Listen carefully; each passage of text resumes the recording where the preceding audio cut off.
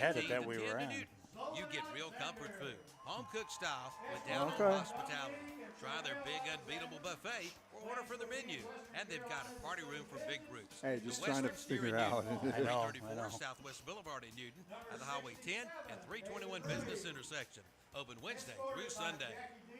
The savings have never been better on a new 2024 Chevy Silverado than right now at Abernathy Chevrolet Buick GMC in Lincolnton. Now take up to $7,000 off 2004 Chevy Silverados. They've got to make room for the new 2025 models arriving soon. But that's not all. Take up to $6,000 off the 2024 GMC Sierra, plus some very aggressive APR financing. And lease a new 2024 Chevy Blazer EV for only $549 a month. Coming in for all the details at Abernathy Chevrolet Buick GMC Truck, 1445 East Main Street, Lincolnton. Now is the time to sign up for your lawn care agreement with Bean Brothers Landscaping in Lincolnton. Then sit back and relax while they do the work. And work they do. Leaf removal, 2 yearly bush trimmings, turf management, mowing, edging, trimming, blowing, and flower bed maintenance. A total of 41 yearly visits starting at $199 a month. Just call 704-718-4988. Bean Brothers Landscaping, 969 Reachville Road in Lincoln. Online at beanbrotherslandscaping.com and like them on Facebook too. Also visit their YouTube channel and LinkedIn page. Escorted by Kimberly Dunlap. One more. And plans to join the Army. Thank you. For your pest control for your home or business, who you gonna call? Bug Busters. For over 25 years, they've been serving North and South Carolina with the best in professional pest control. Family and veteran-owned and operated. From crawl-space encapsulation to termites to wildlife to pest control to structural repair to waterproofing. They do it all.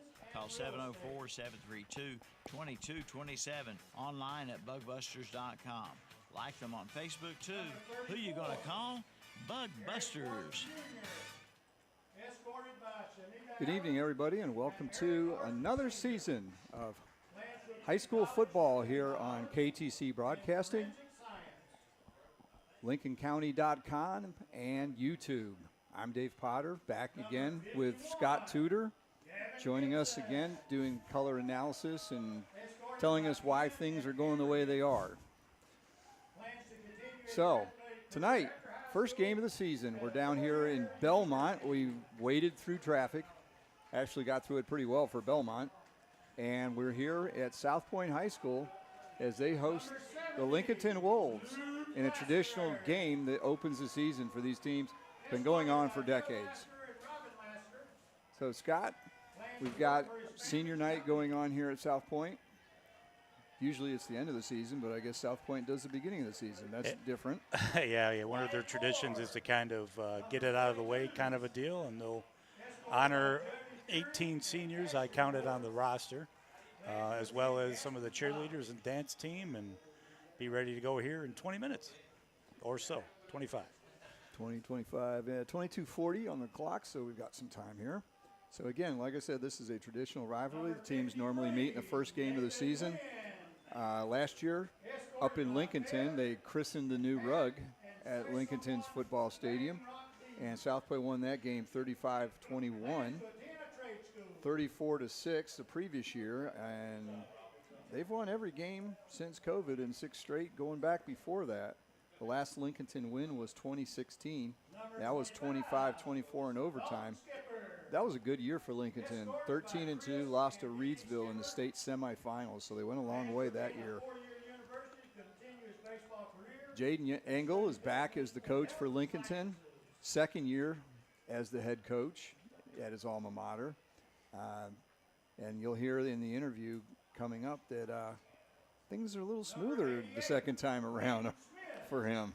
Yeah, we get that initial year out of the way. We talked with him at the Jamboree last week, and he was super excited about this year going forward. So heard there's a little bit more interest, and we should see how well they fare in that sophomore year for Coach Engel.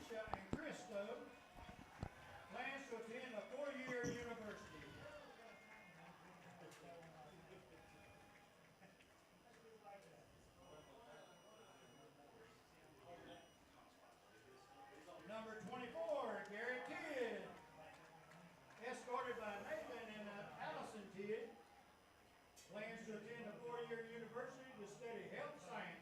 says no device. Is the audio hitting on the screen? Sounds like desktop it. audio. It's got audio input, but not the desktop audio. Escorted by Lisa Andrews. Plans to attend Wingate University to continue his football career while majoring in psychology to become a therapist. Because, I mean, we talking. Boom. Yeah. Yeah, there's nothing coming out. I mean, does that mean that was playing earlier? Yeah. This year celebrates Okay, the plays 100th when, anniversary of the Cleveland County Fair. Dates are set for September 26th through October the 6th. There will be plenty of great entertainment to help celebrate the 100th year, plus ride off a ride. I think when we We'll were be talking, back that again wasn't with moving. over 40 rides. See the demolition. Remember derby, last week the he was band, using where the magic adapter acts, was. the livestock, and more. This year That will be thing the biggest of all. Yeah, but so that's- plan now to attend the goes in. 100th edition That goes of the in here. Cleveland County There's Fair, that one. September 26th through And it October went in 6th. Buy tickets here. online at clevelandcountyfair.com.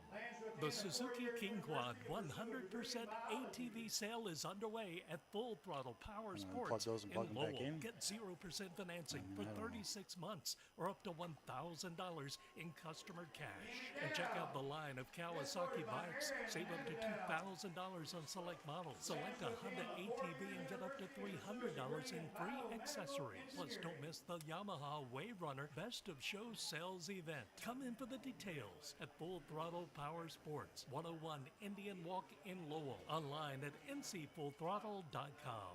You can book your tee times online at the Glen Oaks Golf Course in Maiden. Just go online at glenoaksgolf.com. Pick out your tee time and book it. Check out their pro shop, snack bar, driving range, and banquet hall.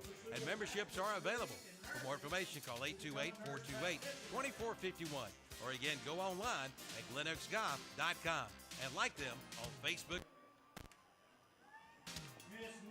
For over 60 years, Honda Motorcycles of Shelby has been serving this area, and they continue to do so today. Right now, you'll find a good inventory of dirt bikes, plus 150 and up to 450 models of on- and off-road bikes. See the new 2024 Honda Rebel, along with 4x4 ATVs wife. and side-by-sides, including the Pioneer Cutting in and and the Talon, plus Gold Wings and Trikes. And don't forget about their parts and service department. That's Honda Motorcycles of Shelby, 4402 East Dixon Boulevard in Shelby. Online at HondaMotorcyclesofShelby.com.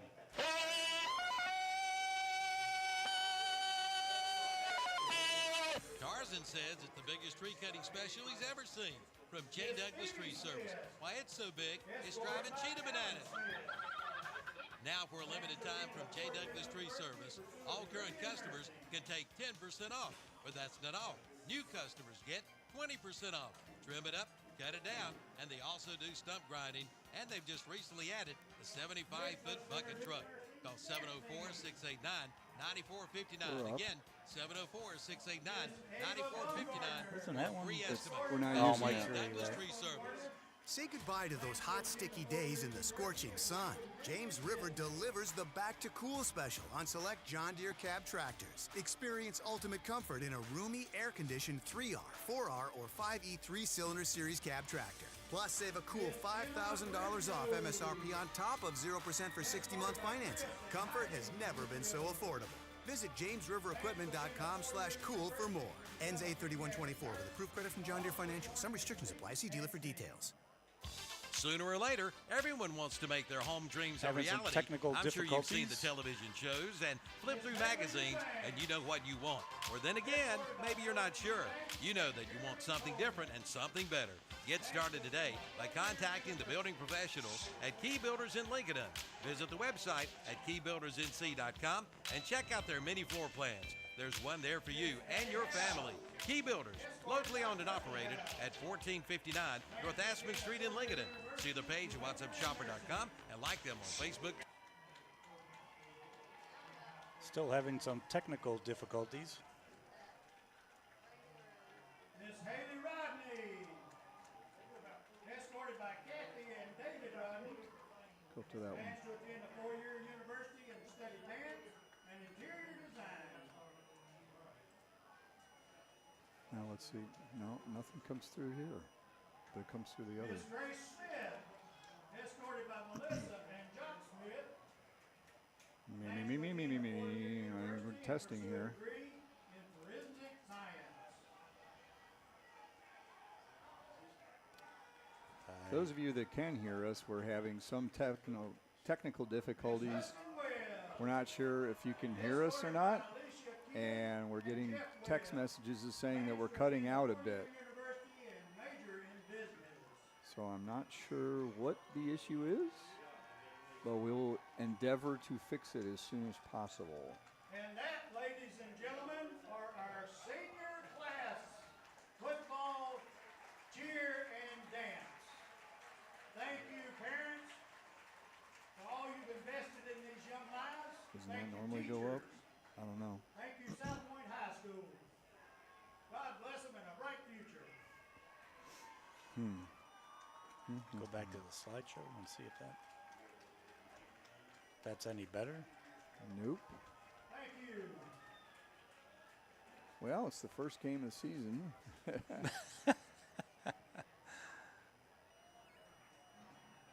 got to be the mic, because when we play the commercials, just really low. can they hear the commercials?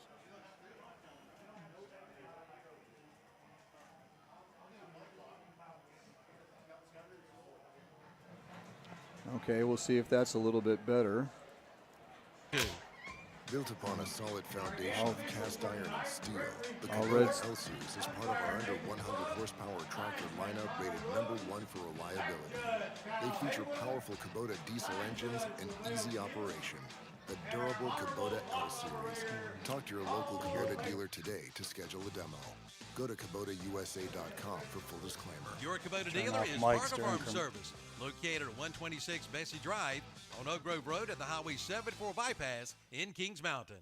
It's time for Toro's summer sales event. Head to your local Toro dealer, Power Max Motorsports and Iron Station, and get up to $1,500 off select Z-Master mowers and Grandstand multi-force stand-ons, plus $500 off on select attachments. Stop in today and check out all our great deals and amazing financing offers. For more information on summer sales event deals, visit your local Toro dealer, Power Max Motorsports, 3636 East Highway 27 in Iron Station. Online at PowerMaxMotorsports.com. Roads and Bill Oil. So let's try this again. You're listening to Lincoln County Football on KTC Broadcasting, LincolnCounty.com, and on YouTube. So you can find us many places. Marching band to the field. We're here at South Point High School, opening up the high school football season as Lincolnton travels down 321 and 85, and God knows what else you have to take to get here to South Point in the lovely Belmont traffic. So we're here, and we're getting ready for tonight's traditional opener between the two teams. South Point and Lincolnton have played each other in the opener for many, many years, but lately this series has been pretty one-sided. It was, a typical Lincolnton kind of season, even in game one last year, where they got off to a slow start. It was 21-7 at the half. But second half, it was fairly even. And when I was looking at some of the stats, South Point had 17 first downs. Lincolnton had 15. Lincolnton, I think, had a couple more big plays, so time of possession may have been a little one-sided for South Point, but that's kind of what they do, right? They run the ball, they run the triple option red bone, and try to keep possession of the ball and try to wear down their opponents as they go throughout the game. You're listening to the Stadium Pregame Show, brought to you by Full Throttle Power Sports of Lowell. And high school football in Lincoln County is brought to you by our title sponsor, Bug Busters of Lincolnton.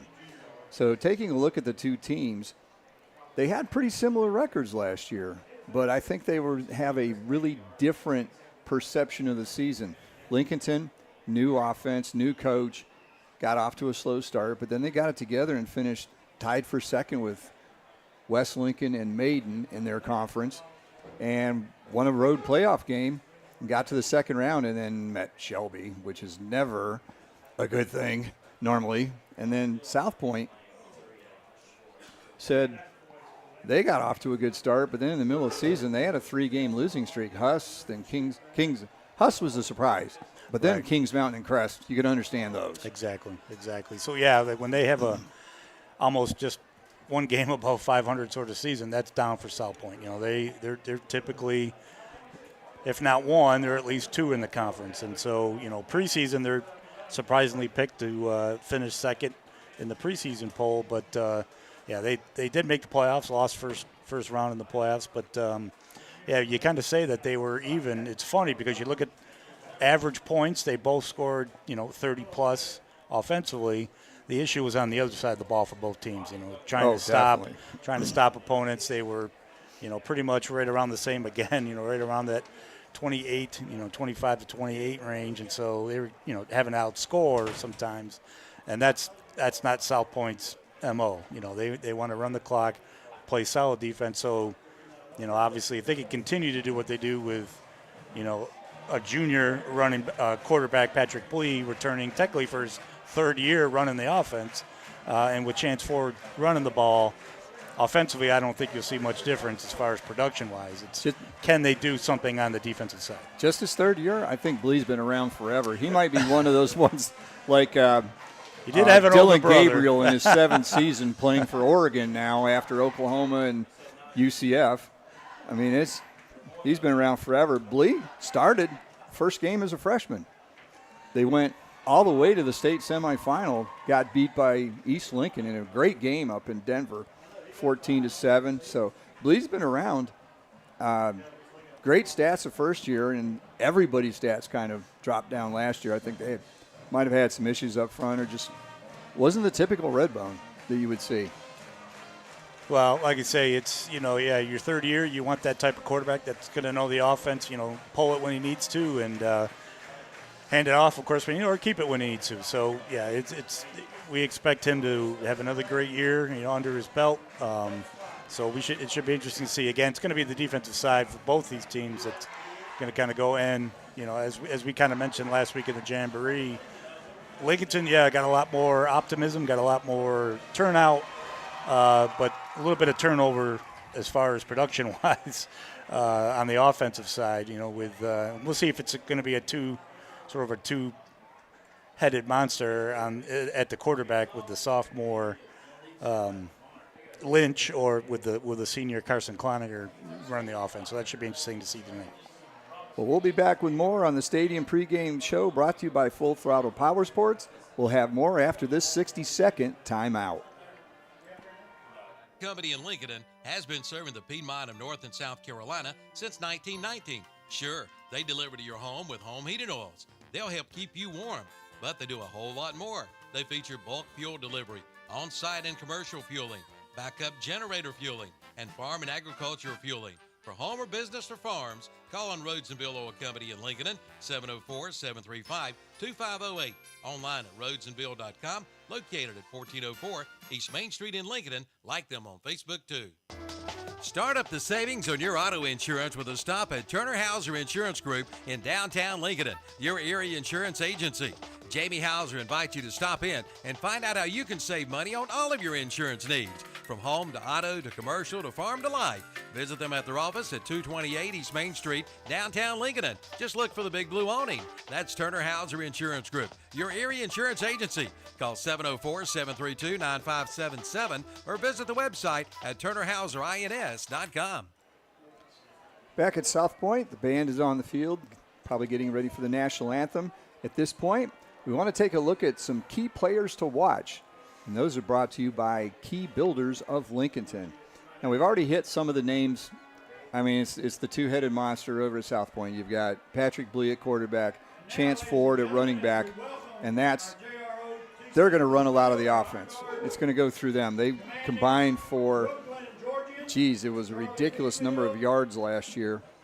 Yeah, between the two, you know, it was pretty much over 400. 2,400 yards. Yeah. Well, I'm talking, 400 yards. The two of them did against Lincolnton at this time last year. But, for the season, they were just, hard to stop, one or the other. Now, over on the other side for Lincolnton, as Scott mentioned before, they do have some key losses. quarterback Andre Bost, who ran the offense for them last year. Just an amazing player to watch. I said last week during the Jamboree that he somehow managed to turn garbage into gold on some plays where he'd be 25 yards behind the line of scrimmage, getting chased by everybody, and next thing you know, he's 50 yards down the field. So they're going to have to fill that in for him. Between everything there, Bost accounted for almost 3,000 yards offense last year between rushing and passing. And then, so he's lost. Top 3 receivers are all out. 4 of the top 5 tacklers are all gone. So there's going to be a lot of people stepping in doing some new things. Because of technical difficulty, we kind of ran out of time for the pregame interview with the coach, but he did mention it looks like it's going to be Carson Cloninger coming in at quarterback. So we'll run the coach's interview at halftime. He had some interesting things to say about his team. They're young, but they really got a lot of optimism this year. And some other players to watch. Antonio Wilson is hoping to step up. And then last week of the scrimmage, we got introduced to what may be one of the more dynamic players in the area. Number 6, Richard R.J. Lynch, who's a defensive back, running back, just a freshman, but good gracious, you get him out in the open field or get him to the corner. He was dynamite. 80-yard touchdown run last week and a 70-yard screen pass touchdown. Those were the 2 scores against a good High Brighton team. So it'd be interesting to see against South Point if he's able to duplicate that and really help this offense out. Right, like we were kind of talking at the Jamboree. Is his sophomore brother going to be handing him the ball, or maybe they'll use him maybe as a running back as well, alongside his brother with Cloninger, as you mentioned, being the quarterback. So it's going to be interesting to see the 2 of them. I can't imagine those 2 on the field at the same time because they are both very similar, lots of speed, and kind of not missing a step, as you mentioned, with the graduation of Bost from last year. And the one thing the coach mentioned, and we'll play the interview at halftime, is the offensive and defensive lines are going to be much better than last year. They've got a lot. That's where they have the returning players coming back. So they're hoping that they can open some holes, protect the quarterback, whoever that might be, and then get Lynch and Wilson and other people open space to run the ball and catch the ball. So also the defensive line, they looked really good last week in the scrimmage against High Brighton, who is a team that comes out and runs the football right at you, similar to what they're going to see tonight. Yeah. Coach Engel said, in our interview during the Jamboree last week that he was super excited that he was able to kind of see that, prepare his team. Like I say, we talked about that you can try to replicate it in practice, but with teams that's been running it as long as South Point's been running this triple option, you've really got to be disciplined on the defensive side, and if they can do that, they've got a chance tonight here against South Point. Well, the captains are coming out in the field. They're going to do the coin toss. We'll get in another 60-second timeout, and we'll be back with the start of the 2024 high school football season.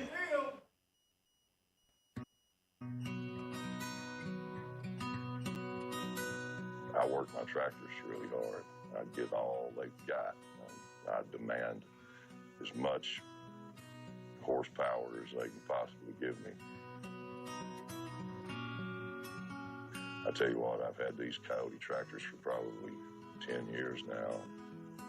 They've served me well. Been good. Your Coyote dealer is Weston Sales, Highway 18 North, the 27 West intersection in Vale. For the folks in Cherville and Shelby, I'm sure you remember when the Western Steer was in your town, and we wish they were still here. But I've got good news. There's a Western Steer just a few minutes up the road in Newton.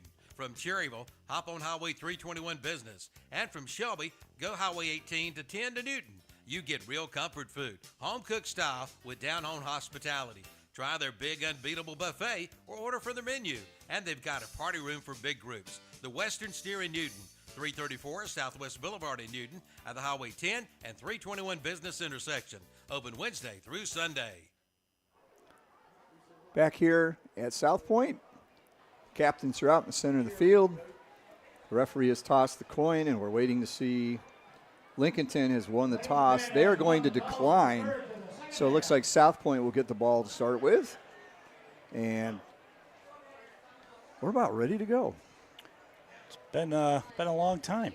Like I say, you had the long run there a couple years ago with East Lincoln all the way to the state playoffs, and then we were able to cover 2 games last year. All 4 Lincolnton teams won the first week, and then all 4 Lincolnton teams lost the second week. That was pretty crazy. But we got to see another state championship at least, as that team that we were able to cover in Hickory, and they were dynamite. Yeah, I mean, and they're predicted frisbee to finish catching first dogs again. and great running backs and a quarterback that could sling it out there. And man, that ball came out in a hurry. They could run it. They could throw it. They definitely deserved that state title. And the only game that they were really challenged in totally was the championship game. They had to score in the last minute, so they didn't blow everybody out, but they won them all. So it'll be interesting to see, at least on the 3A side of our county, if there'll be another 16-0 team come out of the Western Foothills 3A and win it all. Well, I know, like I said, North Lincoln's excited about their season coming up. A lot of returners, and like I said, they're very excited. We got to watch again them play a little bit last week, and they're super excited, and as I think all Lincolnton teams are. They all looked good last week. No one looked bad. No one got blown out. They went 3-1 against the teams that were there. West Lincoln got cut off by the weather, but they were comfortably ahead of Thomas Jefferson Academy. So we'll be providing some scores on other games as we get them. And those of you that are listening to the Red Zone show, I believe there are going to be highlights from this game here. We've got a sideline photographer, Jawan Wilson, will be down there, and he will be sending some stuff into the station. I believe it'll be on the Red Zone show and also on the post-game wrap-up show. So if you're looking for some highlights from the South Point Lincolnton game, you'll be able to find them. Go to ktcbroadcasting.com, and you should be able to find the links that you need there. So we're ready to go. Lincolnton has deferred. Sanchez. Dominic Sanchez. I almost said Zach Sanchez. Sorry, another former Oklahoma player. There's our first Oklahoma. No, there was one earlier. Dylan Gabriel. That's 2 tonight. Okay, I missed it. Wait till next week, because they're playing the same time as our Friday night game.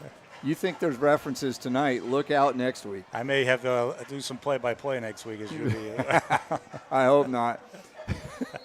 So Sanchez will kick off, back deep.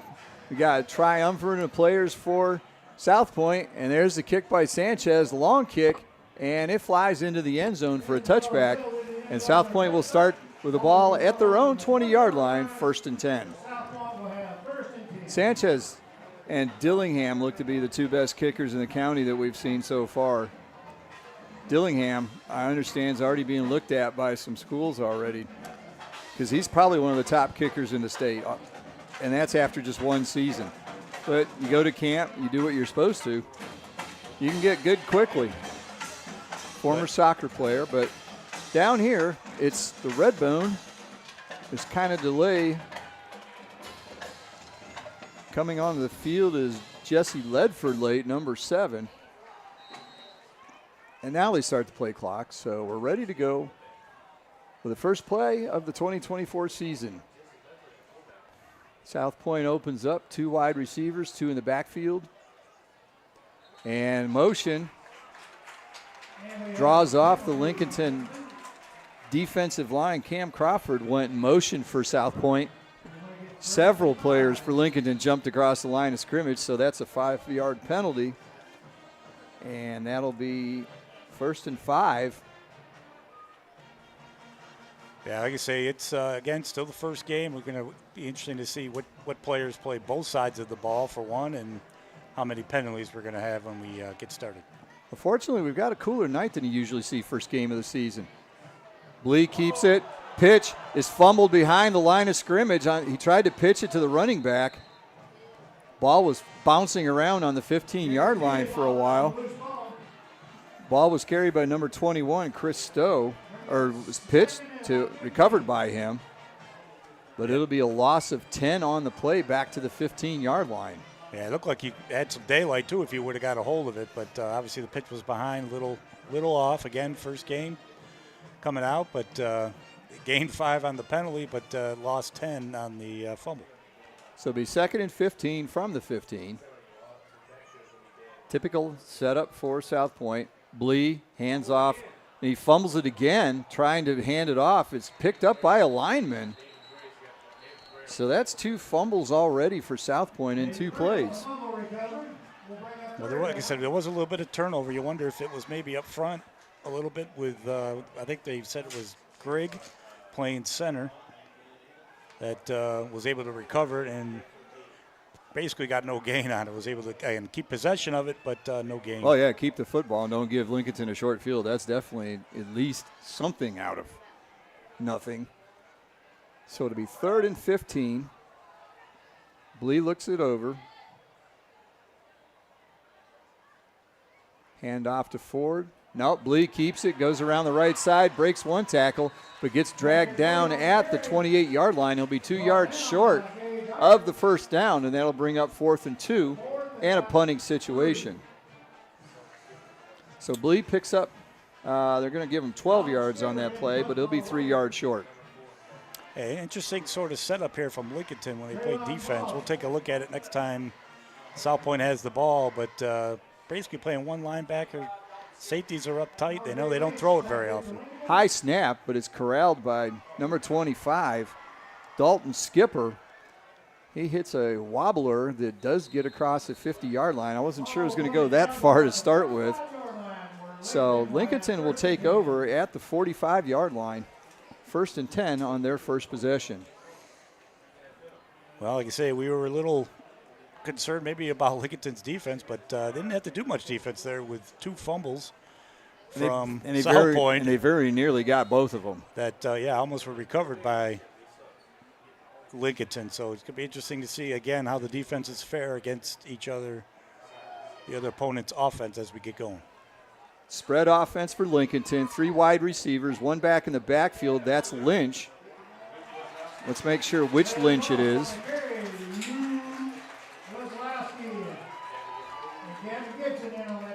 It looked like number 4, Traylon Bost, who's in the backfield. He carries the ball, and he barely makes it back to the line of scrimmage.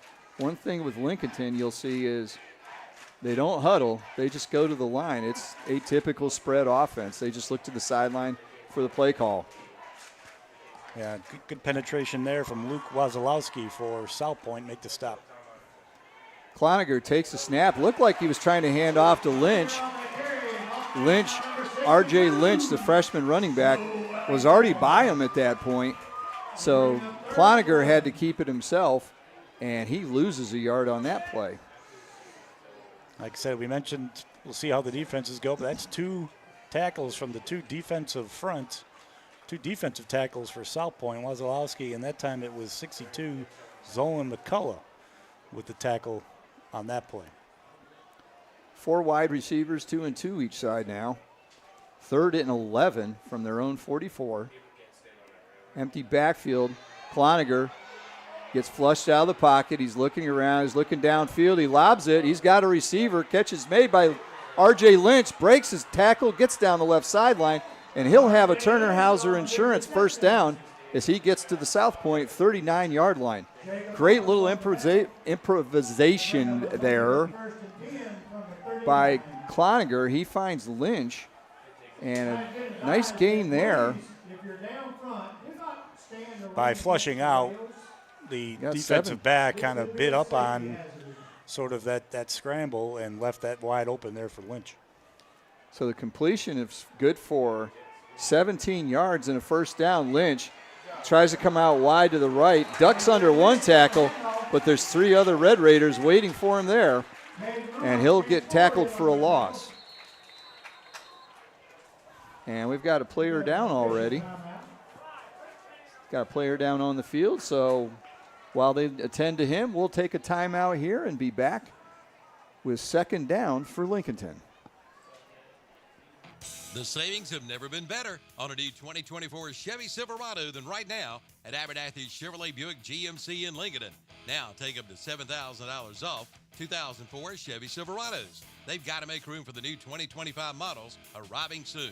But that's not all. Take up to $6,000 off the 2024 GMC Sierra, plus some very aggressive APR financing, and lease a new 2024 Chevy Blazer EV for only $549 a month. Coming in for all the details at Abernathy Chevrolet Buick GMC Truck, 1445 East Main Street, Lincolnton. The injured player is number 4. Oh, shoot, I covered up my roster. That wasn't good. Yeah, that's the senior, Traylon Bost. Yes, thank you. There it is. Got discombobulated in the pregame there with everything going on, and there. Now I think I'm in a little better shape. First game for us, too. That's right. Scrimmage wasn't really a game because we had the coaches' interviews, but now it's the real thing. There's a snap, hand off to Lynch. He tries to break it to the outside, and he's pulled down from behind. And he's a little slow to get up. Did they get the shoulder pad or? He must have, because obviously right in front of the official, you would think if he grabbed the face mask, which it kind of looked like to us up here That's in the booth. what it did, yes. But it must have been the shoulder. I'm sure he doesn't, he feels it either way. It didn't really matter what he grabbed.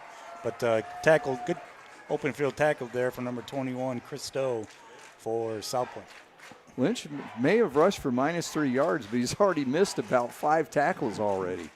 So a very elusive runner, and he's the only one in the backfield. Now goes out wide, and we got a flag down here. Got an illegal procedure penalty against Lincolnton, so that'll be another 5. That'll be another 5-yard penalty. And 3rd and long just became 3rd and longer. Well, you wonder if this part of the field, if this is 4-down territory, even early in the season.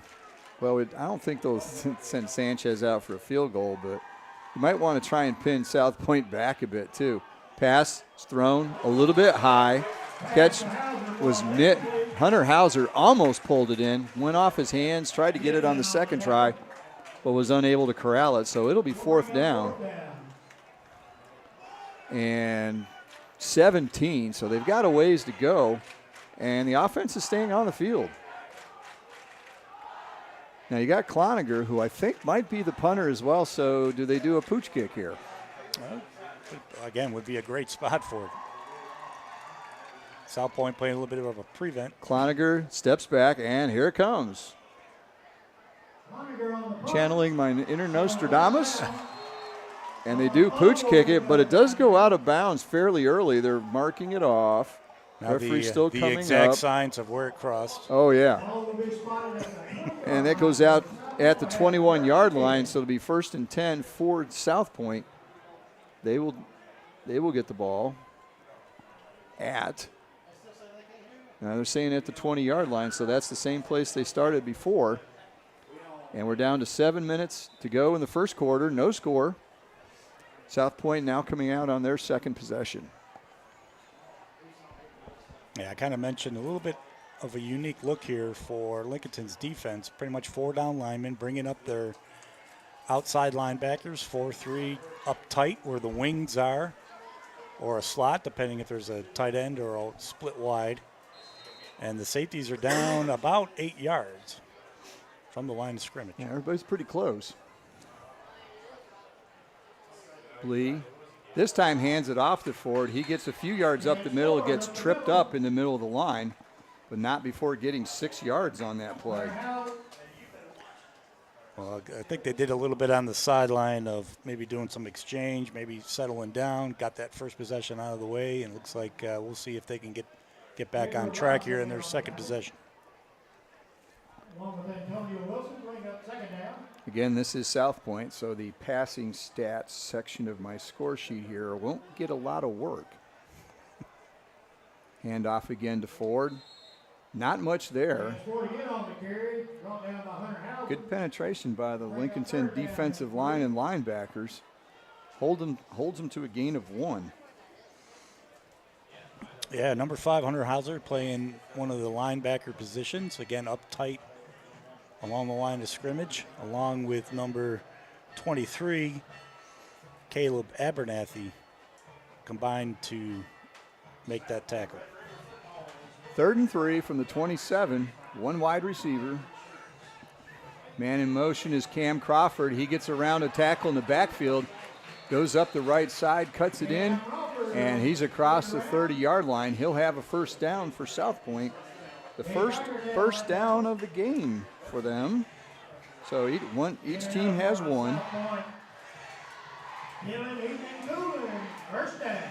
So far, though, Lincolnton's doing a good job being disciplined. He got out to 31, so only 4 yards, but just enough. Like I said, that's their MO. If they can get 3 or 4 yards a clip, that's going to be some first downs. Pitch to the outside. Turns it up the field and is met. Nice open field tackle there. Number 12, Gage Eichard, comes up and holds him to, well, it looks like holds him to, but then you look over the sidelines, good Lord, they got 4 yards on that. Who was the ball carrier there? I think I missed it. Was it Christo or Graham Martin? I think it was Graham Martin. Okay. We'll give it to Martin. Gain of 4.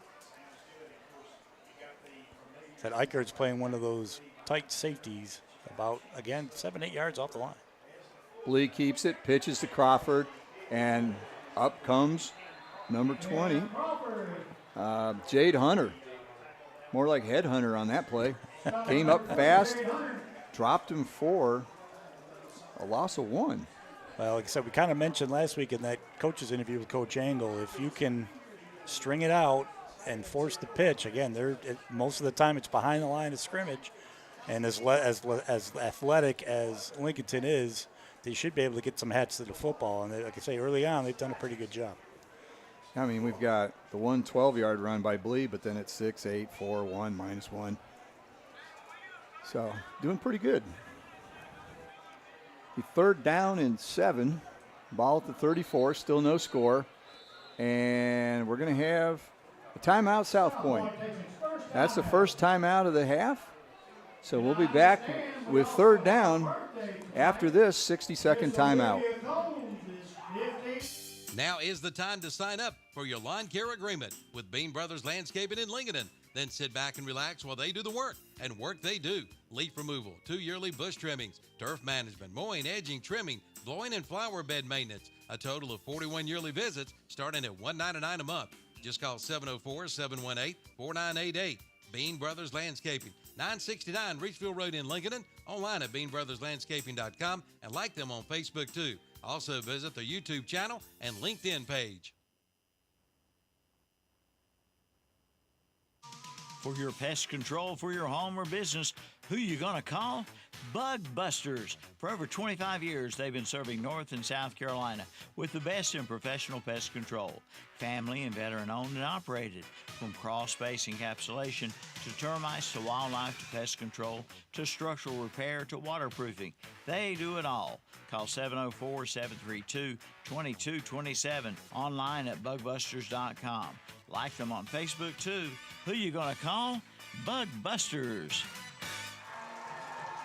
3rd down, and the pitch is out to Chance Ford, trying to get to the outside. He does. Gets around Antonio Wilson at the corner, and he's pushed out of bounds at the 41-yard line. That is signaled to be a first down. I don't know how he can see it from all the way on the other side. Either. That's pretty close. His vision is better than mine. If I was Lincolnton, I would have maybe called for a measurement there, but so they're moving. Ford with a gain of 7. It'll be another first down. Turner Hauser first down for the Red Raiders as they're out to their own 41-yard line after starting at their own 20. Blee fakes the handoff, keeps it, goes over the right side. Not much there. Gain of about 2 on that play.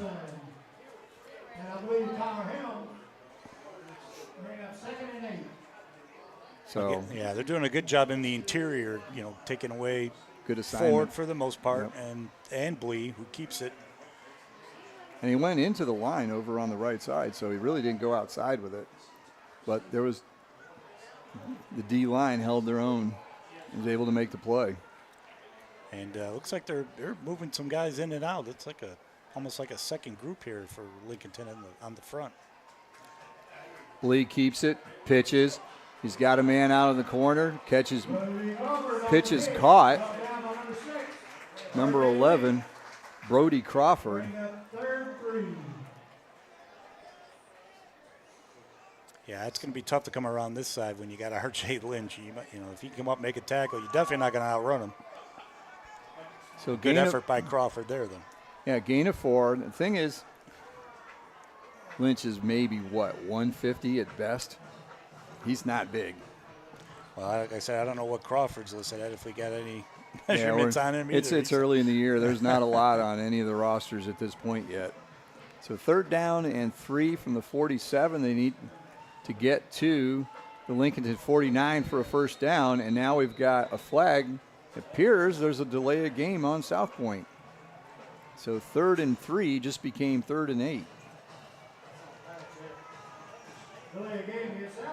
If I remember correctly, Josh Justice is their offensive coordinator who ran the offense here at South Point and went up to LR and played some ball up there as well. So he's taken over the offense and has done a good job the last few years. So now 3rd and, they're corrected on the score, but it's really more 3rd and 9 because it looks like it's only a yard in front of the yard marker. So we'll say 3rd and 9. Blee back to pass, looking downfield, throws, kind of flings it up there. Lynch has got position and makes the interception. The freshman posted up and made the interception for Lincolnton. He picks it off at the 22-yard line. It was underthrown, and Lynch played it perfectly. Boxed out the receiver and makes the interception. So Lincolnton gets the ball back. Yeah, I don't know. Even if it was a little bit better throwing ball over the top, with this closing speed of Lynch, he might have been able to break it up either way. But with it being underthrown as badly as it was, he basically became the receiver and had an easy interception. Minute 10 to go here in the first quarter. Still no score. Lincolnton will get the ball on their own 22-yard line.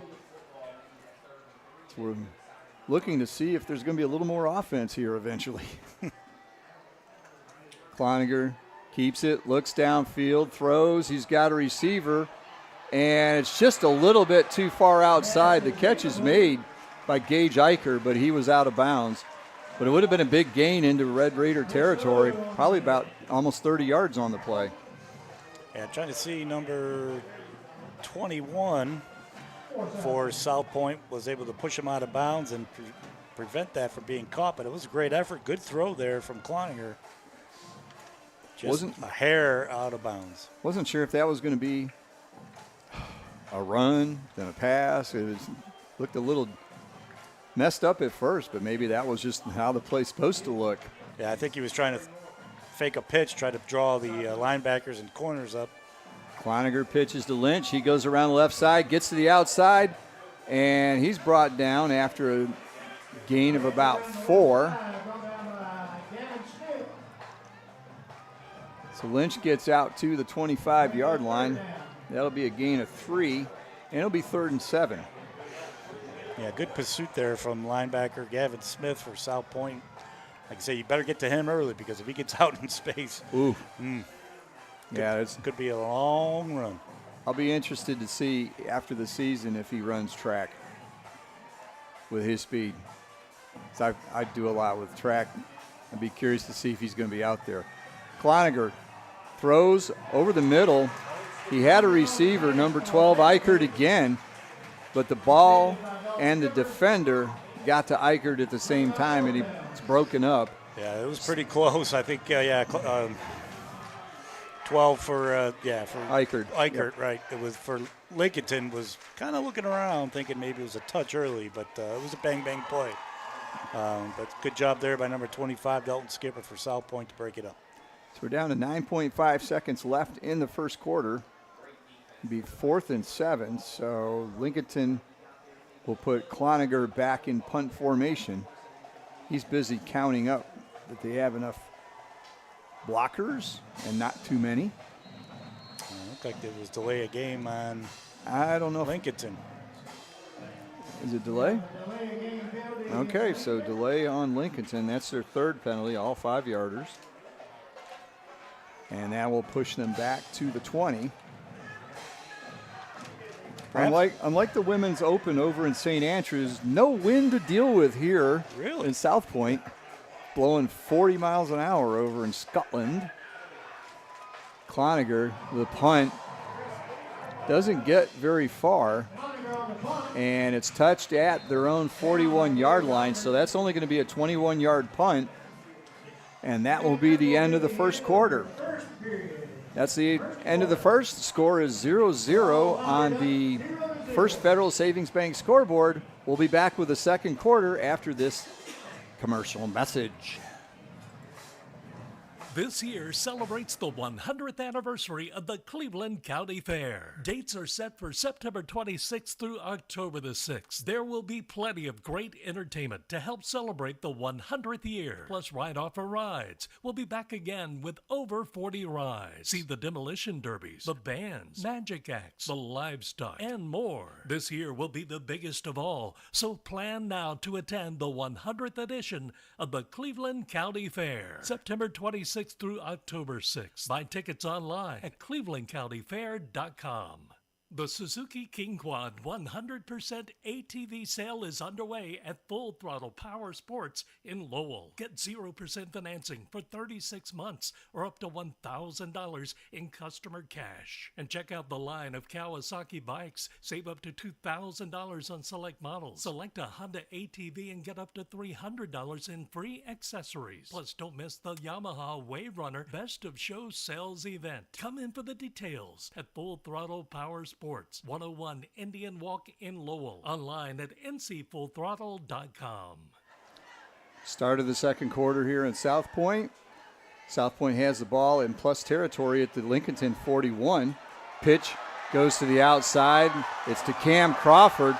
He gets down the field, steps out of bounds, but we've got laundry on the field.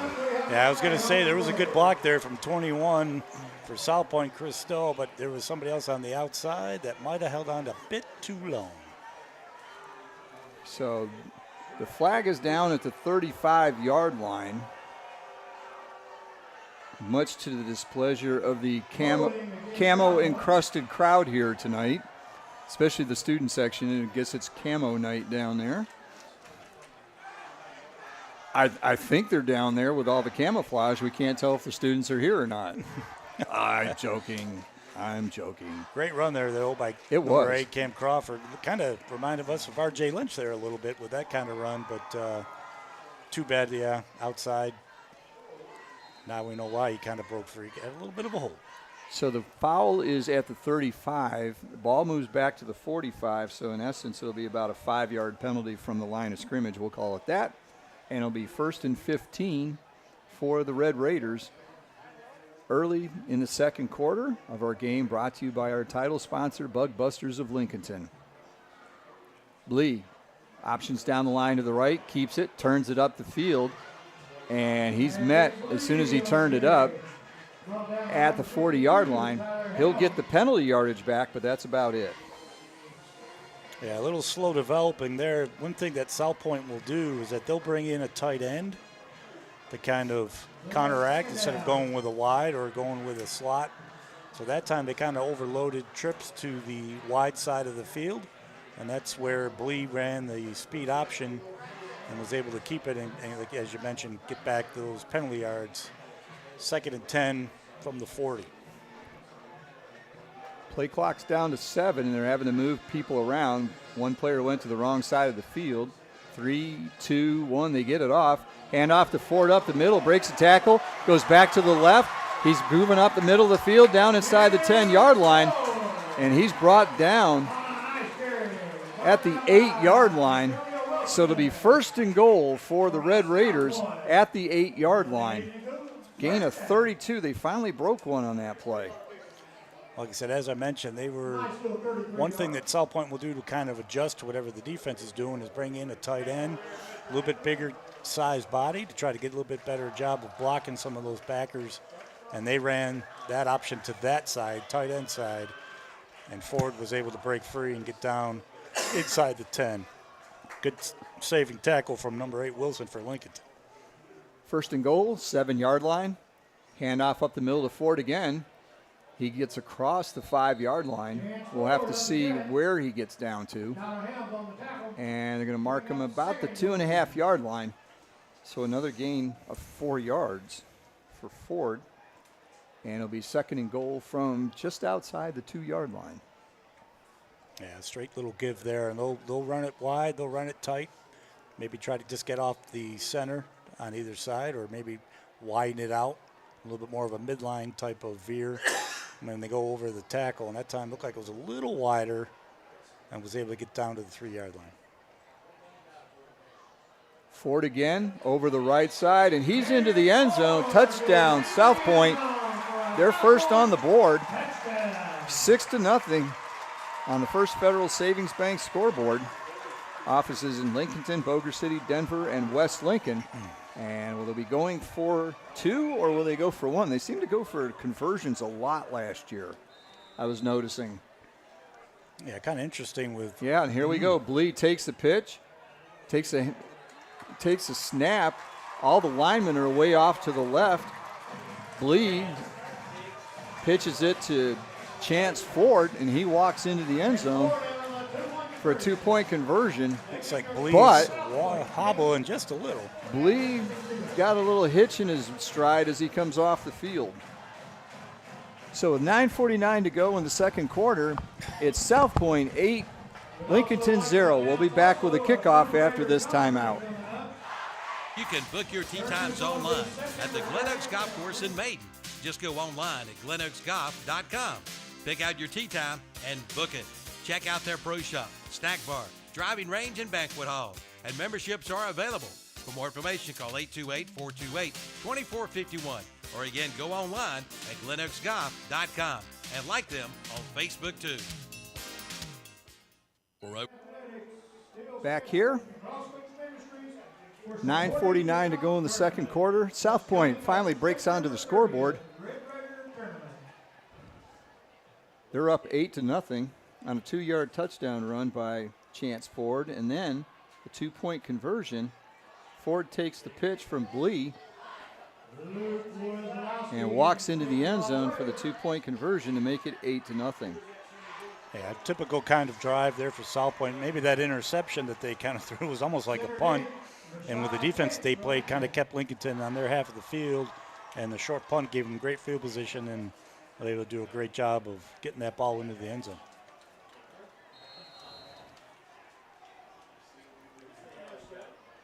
Lining up to kick is Luke Wozolowski. Thank goodness I went to a Catholic high school. I'm used to those kind of names. Oh my goodness.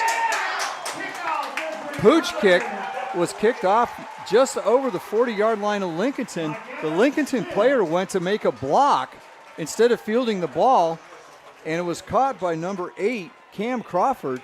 So possession will go to South Point.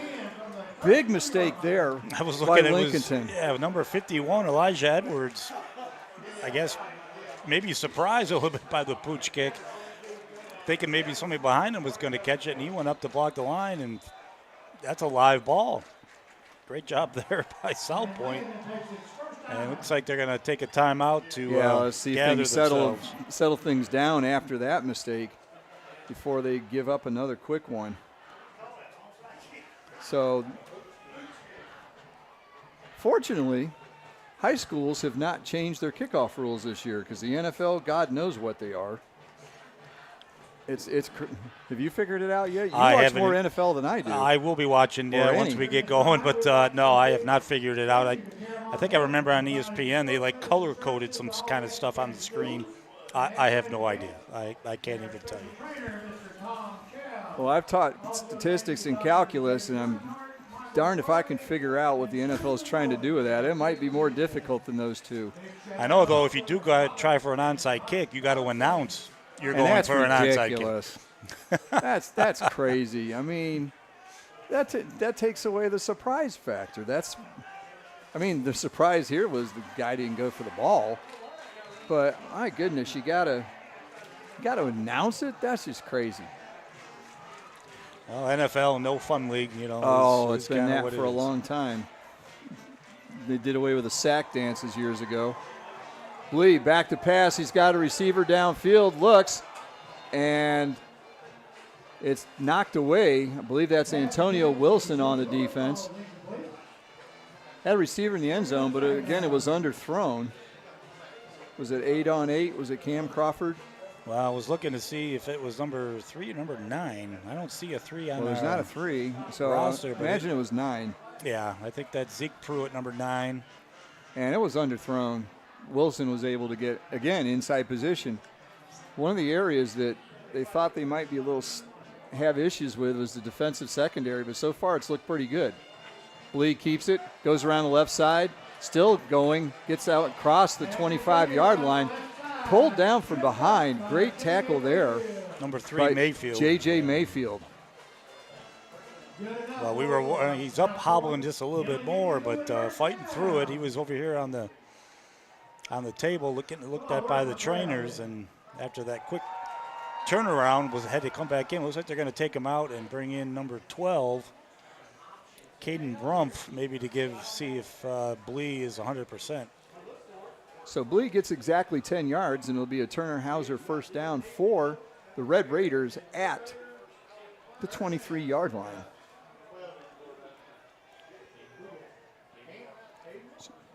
So, and now you got to delay a game penalty, which sometimes that happens when you have to switch primary people like that. Yeah, So Caden again, Rumpf's that is Caden Rumpf. sophomore. Comes in and takes over the Redbone offense. Blee. Going back to the Is he on the table? again? going to the table. Not sure if he's going to There get he on it. goes.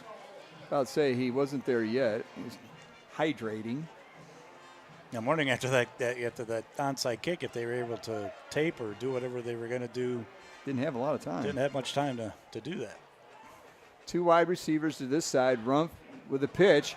Gets it out to Ford. Ford's got space. He's around the right side, inside the 10-yard line, across the 5, and pulls his way down to the 3-yard line. A nice run of 24 yards on the play for Chance Ford.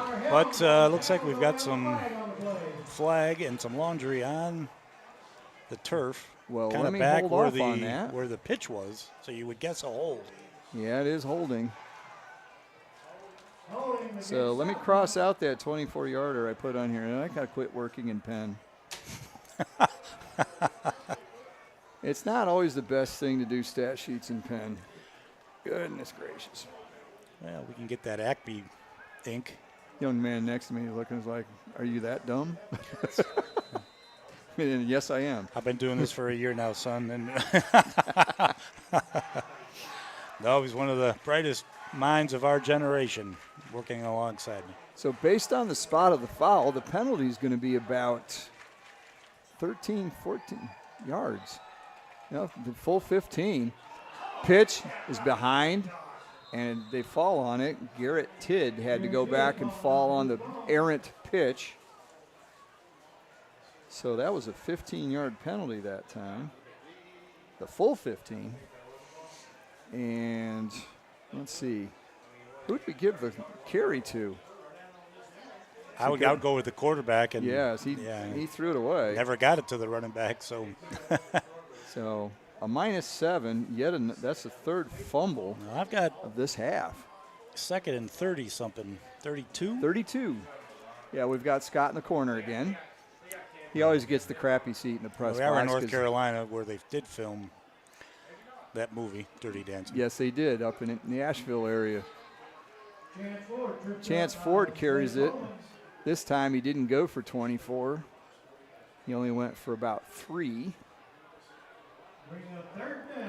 So it's going to be 3rd and extremely long from the 42-yard line. So a gain of 3 there. Well, one of the bright spots so far for Lincolnton has been the play of Tyler Helms, number 52, as he's already up to 3.5 tackles. Been able to get around some of these South Point blockers. He's playing sort of the middle linebacker, sole linebacker position as they're up tight from the outside. Quick pitch In the backfield, it's Cam Crawford. He's kind of slowed up by one Lincolnton player, then another one's able to come up and make the tackle, and they gain 3 yards. But the problem is they've still got 29 to go for a first down. Well, like I said, they're still working on Blee on the sideline here. But he's laying on the table. He's not just sitting there. So back to punt. It's number 25, Dalton Skipper. He gets it down inside the 10-yard line. It's down at the 8, so a good job by Skipper. It's going to put Lincolnton in a hole, and they're already trailing 8-0. We've got 5:49 to go in the first half. And Lincolnton's going to try and do something, but they're going to be deep in their own territory, and that's not always the best thing for the spread offense. So South Point loses 10 yards on that possession. Yeah, that was kind of their own worst enemy on that one. Again, with the change at quarterback, you wonder if the timing was off. I think there was a delay on one, and maybe the cadence is off a little bit. You know, a couple holding penalties, and then a bad pitch. Kind of put themselves in a predicament. But good punt inside the 10 as Lincolnton starts. Cloninger from his own 2-yard line, hands off, goes to number 5, Hunter Hauser, and he's dropped for a loss. He tried to go around the right side, and there was nothing there. South Point figured they're not going to throw from here. Well, good job there. Good pursuit. Garrett Tidd, playing one of the defensive back positions, was able to be smart, stay on the outside, aim at that outside shoulder to force anything in, but it came right to him, was able to make the open field tackle. Loss of 3. So now they're back on their own 5-yard line, 2nd and 13. Cloninger in the shotgun. He's got Lynch to his left. Man in motion. Quick pitch to Lynch. He's trying to get to the corner.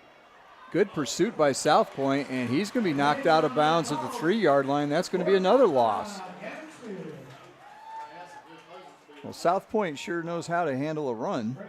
You see it in practice every day. Exactly, but no, good pursuit there, and you know they're being disciplined as well. Good job there, pursuit by number 30 for South Point. Gavin Smith was able to push him out of bounds, and they're at their own 3. It's going to be interesting to see what Lincolnton does here. They 3rd don't and really 15. have a fullback. You wonder if maybe just kind of run something up the middle, but they're in the shotgun. Last year they had Kamani Heath, somebody that could bowl their way up the middle, and I don't see that at the moment. They're going to hand off to Lynch. No, Cloninger keeps it, spins out of one tackle, actually gets out to the 5-yard line. So that'll be to Cloninger's benefit. He's actually going to give himself some more room to punt. Yeah, again, Luke Wazalowski, as you mentioned earlier in the broadcast, that was his second play. He started off the game with a play just like that. Stayed at home and was able to wrap up Cloninger and force the punt. So in the punting war so far, it's been South Point that's had the better kicks. Cloninger's have been kind of wobblers. We might want to be careful. You don't want to hit a dying duck when you got camo night. So he kicks it from the end zone. Line drive kick fielded at the 38 by Cam Crawford. He's got room, goes around the left side, breaks a tackle, and he's returned it into the end zone. Touchdown, South Point.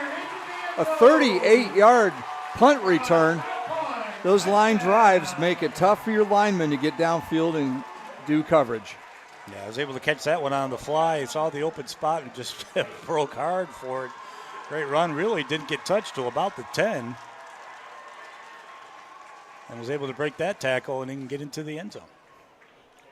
So that makes it 14-0. We've got 3:35 to go in the first half, and Lincolnton's going to take another timeout. So we'll be back with a conversion right after this timeout. For 60 years, Honda Motorcycles of Shelby has been serving this area, and they continue to do so today. Right now, you'll find a good inventory of dirt bikes, plus 150 and up to 450 models of on- and off-road bikes. See the new 2024 Honda Rebel, along with 4x4 ATVs and side-by-sides, including the Pioneer and the Talon, plus gold wings and trikes. And don't forget about their parts and service department. That's Honda Motorcycles of Shelby, 4402 East Dixon Boulevard in Shelby. Online at HondaMotorcyclesofShelby.com. I would swear that touchdown was scored with 3:35 to go in the half, and the clock's now down to 3:18. So I think I don't know if any officials on the field noticed that, but well, there's supposed to be an official clock on the field. Yeah, because I was about to write down 3:35 to go in the half, and now I see on the scoreboard it's 3:18. Well, it looks like Blee's going to give it a go.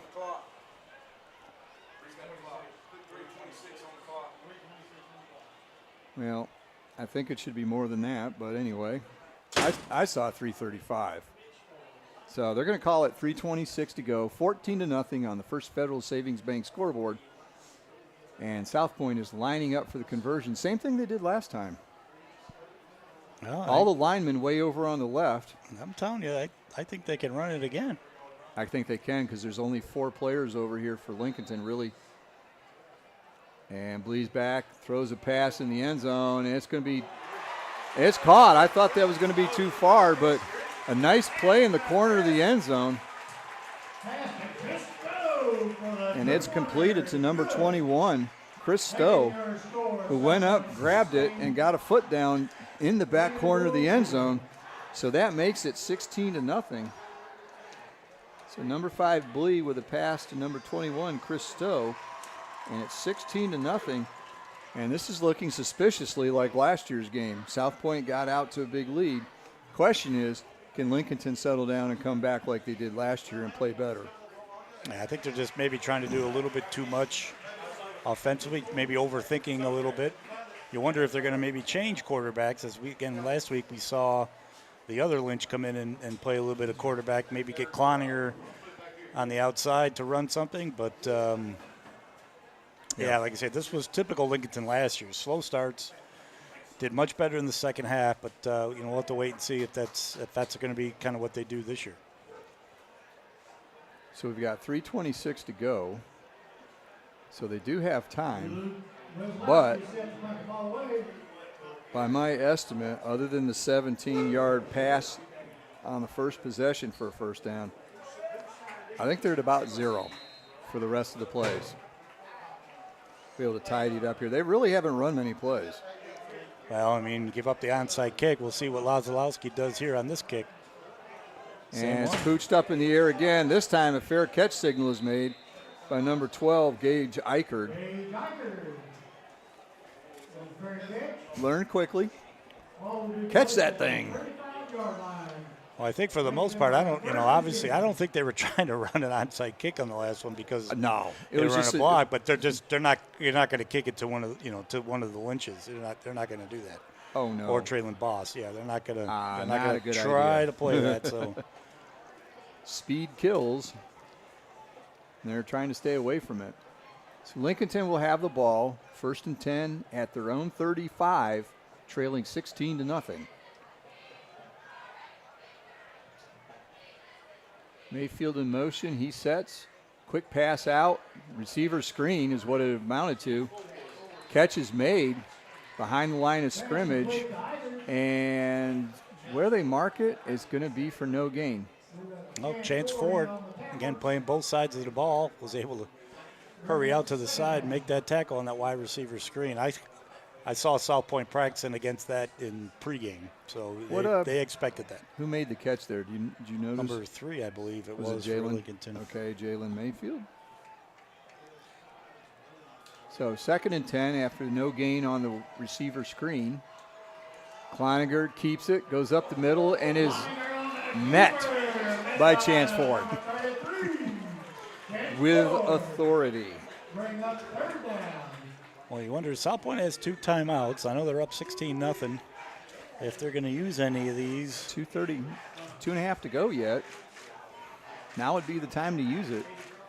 On 2nd and 3rd down, stop the clock, and then you'll get the ball back with as much time as possible, but the clock is running. Yeah, because Lincolnton deferred, so they're going to get the ball in the second half. They can see if they can go back-to-back, maybe get some kind of points on the ball. They've done that on the board times. before. Yeah. Cloninger rolls out to the left. He's looking to throw. Sets his feet, throws a wobbler downfield. He's got a receiver. And it was intercepted. He had Treshad Lineberger wide open down the field, but the pass wobbled in the air, and that gave number 30, Gavin Smith, time to get back and make the interception. Well, he was wide open. Oh, if he he could was have got 10 that yards ball out open. there, yeah, that was 6, or at least would have been close. And at first, I thought the receiver came down with it the way it It looked. did look that for a minute. So that'll make it 1st and 10 for, well, don't have to worry about using your timeouts that way. Well, now you got them because you have the ball. You can. So 1st and 10 for South Point at their own 22-yard line after the interception. Lee keeps it, options, pitches out. It's to number 24, Garrett Tidd. He goes around the left side rather. And a gain of 1 by Tidd on that. Bleed took a shot there from number 18 for Lincolnton. You check my stats here. Yeah, Zay Coleman came and gave him a shot. So they're definitely being disciplined and hitting their assignments, but better be careful. We don't want to. At this point, you know what? The way Blee's hobbling, make him run it. Absolutely. Take away the pitch, see if he can do anything with it, because he is not getting around very well. He was looking to pitch right from the get-go because he doesn't want the ball. And again, he gets rid of it this time because there was a tackler right on him. He had to get rid of it. It goes to Cam Crawford. And again, a short gain with the clock running. We're inside a minute to go in the first half. So gain there of 2. It looks like they're content. Obviously, this is what they do, ball possession. Yeah, we don't want Blee dropping back and getting some shots on him with that ankle. So, yeah, probably good job just to either give it or pitch it. And they're milking the clock here, 8 on the play clock. Blee's looking around, waiting. Do they take the penalty here? Call one of their second time. And they called a timeout. But they were bleeding the clock, so we'll be back. Timeout on the field. We'll be back after this.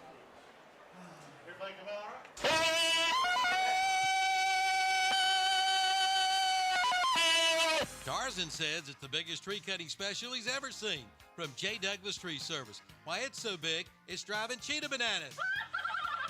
Now, for a limited time from J. Douglas Tree Service, all current customers can take 10% off. But that's not all. New customers get 20% off. Trim it up, cut it down, and they also do stump grinding. And they've just recently added a 75-foot bucket truck. Call 704-689-9459. Again, 704-689-9459 for a free estimate. That's J. Douglas Tree Service. South Point used their second timeout with 22.4 to go. They let the play clock milk down. Seem to be happy with their 16-0 lead at this point. Each team has 1 timeout left. Quick score. I've got Forest View up on Burns, 7-0. That was from about 10 minutes ago, so that should be close. That's unusual.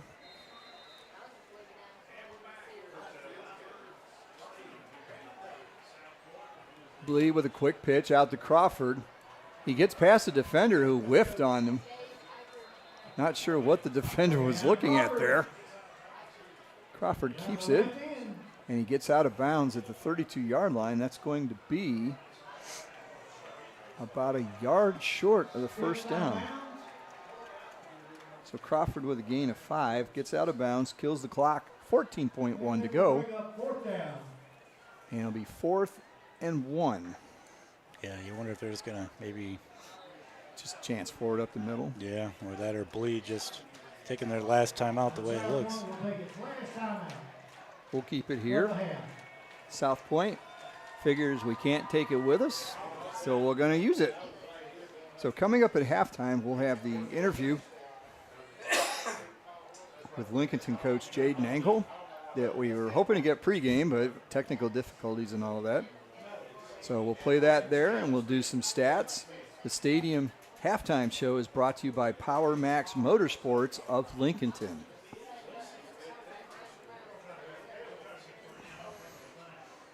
Be careful here. I mean, 14 seconds. You wonder if they just maybe kind of do what Lincolnton did there early in the game, maybe a little pooch punt. Because if they were to get a stop here, they If don't they have don't very have far to anybody go. back and it rolls for a little bit, you about kill the rest of the time. Jeez.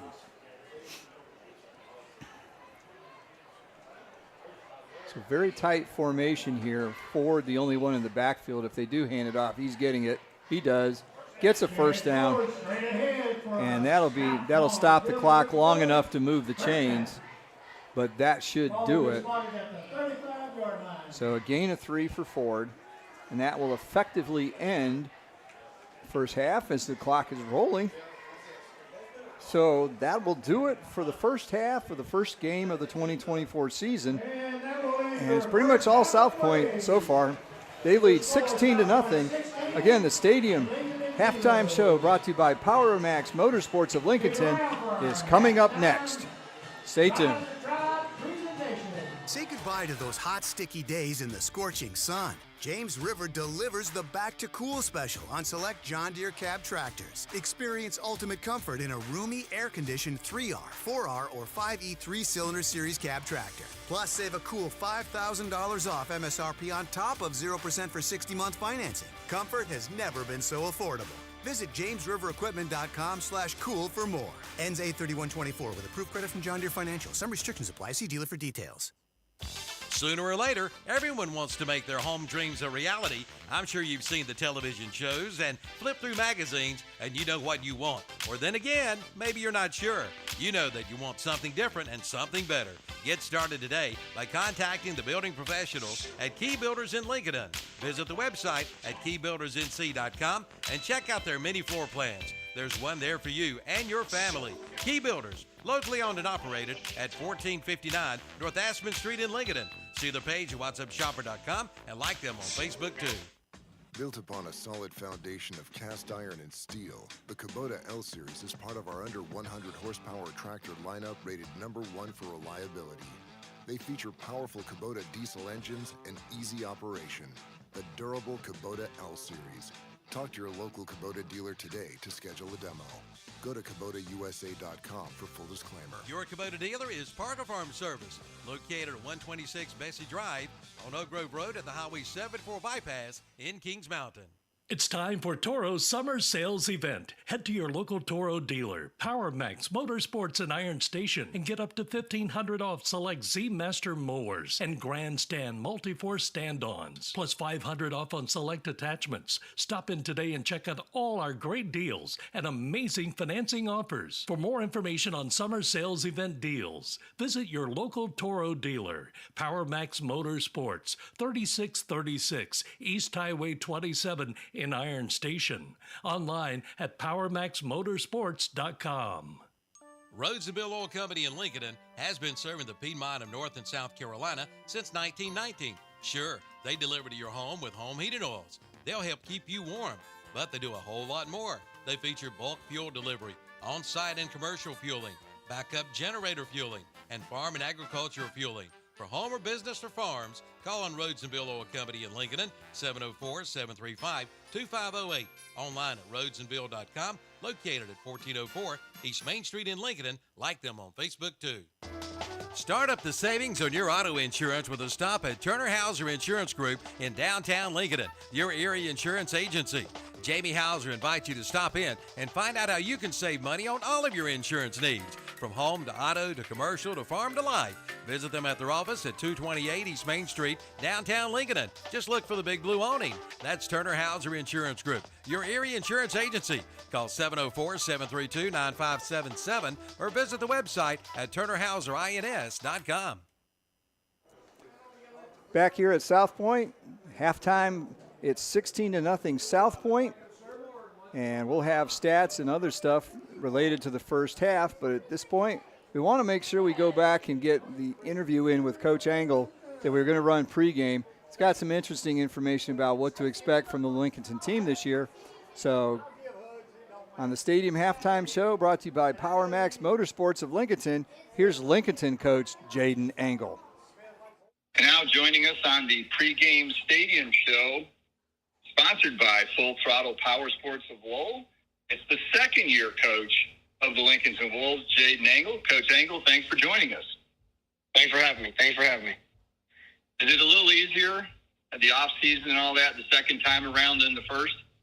Yes, it's definitely easier. You know, you're not scrambling around as much. You have time to plan out the summer a little better. And, you know, even the spring ball we had was that time we had to get ready for it. It definitely helped out. So the answer to that is yes.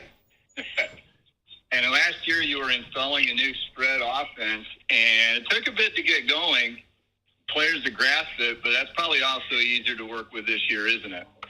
Oh yeah. Coming into year 2, having most of our O-line back, you know, being the backbone for us this year, understanding the system. So didn't do much as far as new things, you know, sharpening and tuning up what we started to get rolling near the end of last year. And obviously there's some things we added, but for the most part, we're just trying to build off of last year. And our guys have been pleased with the progress, especially offensively, in that spread offense. So, yeah, definitely pleased, and moved along a lot faster this year. Now, being high school, this is what happens every year. You have players that move on. You got offensively, you lose 2 big studs, Andre Boss and Kamani Heath, especially Boss, who had 3,000 yards of total offense last year. Who steps in to replace him this year? Well, as far as Andre goes, man, he was a special talent. So hopefully, just from a couple of positions, we replace him and his production. But, you know, Carson Cloninger is going to lead us offensively at the quarterback position. He's done a great job in the offseason. And just great leadership and understanding what we're trying to accomplish. And so he's really owned that. And then as far as just some of that ground game that Andre brought, and then even Kamani Heath last year, we have Andre's younger brother, Traylon Boss, who is a senior this year, who will be the running back. And then we also have a special freshman who's taking some big strides over the summer, who's going to be pretty exciting, and people are going to learn his name pretty quick. That's R.J. Lynch. So we're, you know, production-wise, that's where we're hoping to make up a lot of it. And I still got some threats on the outside with Gage Eichert and Antonio Wilson. So I believe we'll be able to fill that in. For everybody that wasn't at the scrimmage Friday night out at West Lincoln, R.J. made an impression. He got out of the corner, and good night. Yes, he's special. I mean, I believe, you know, somewhere over the 100-yard mark on the ground, and then he took a little screen pass for over 70. So he had a big night just in a half in that scrimmage last week. So who are some other people that we might see in different places than we did last year? They're going to have to take on some new roles. Well, I mean, I think the biggest part is we were trying to find a lot of.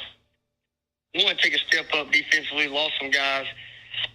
Some of those guys that were two-way players last year that had a big impact. And we got a lot of guys that didn't play defense or in the position that they played last year that are stepping up. I have a new linebacker with Tyler Helms who's stepping up for us, who just played O-line and D-line last year, and he's been learning linebacker and trying to develop him there to help lead us with Carson, you know, being one of our most productive linebackers last year. Playing quarterback, I have to definitely manage that one now, and so I'm looking for some guys to step in there at linebacker, and that was a big spot for us that changed. And then we're young at some other spots, and a lot of our guys that are stepping up this year don't have a lot of varsity experience. So I'm excited though about how they developed and really are buying into the call this year for us to unite, to believe and trust in one another, and I'm excited what that's going to bring this year. Now tonight you've got your traditional opening game of the season, South Point. You've been playing South Point forever. You've got to deal with some serious running attack ability there with the Redbone offense. That's led by Patrick Blee, the quarterback, who I swear has been there forever, but he's he really makes them go. Special talent, a lot of respect for South Point, and yeah, I think they're definitely one you could call standard for that offense. And you know, we've been doing it for a long time, been playing them for a long time. A lot of respect for the program, and it's definitely an opener that helps us gauge, and one that's a great fight for us right at the beginning of the season. So we waste no time jumping in and testing ourselves. So we're excited. Definitely have to be a lot better than we were last week in our scrimmage going into this game. But, yeah, a lot of respect for South Point. It's always a physical game, and we look forward for the fun night. Well, Coach, we thank you for joining us in the pregame show here, and good luck in tonight's game. I appreciate it. Anytime. Thank you.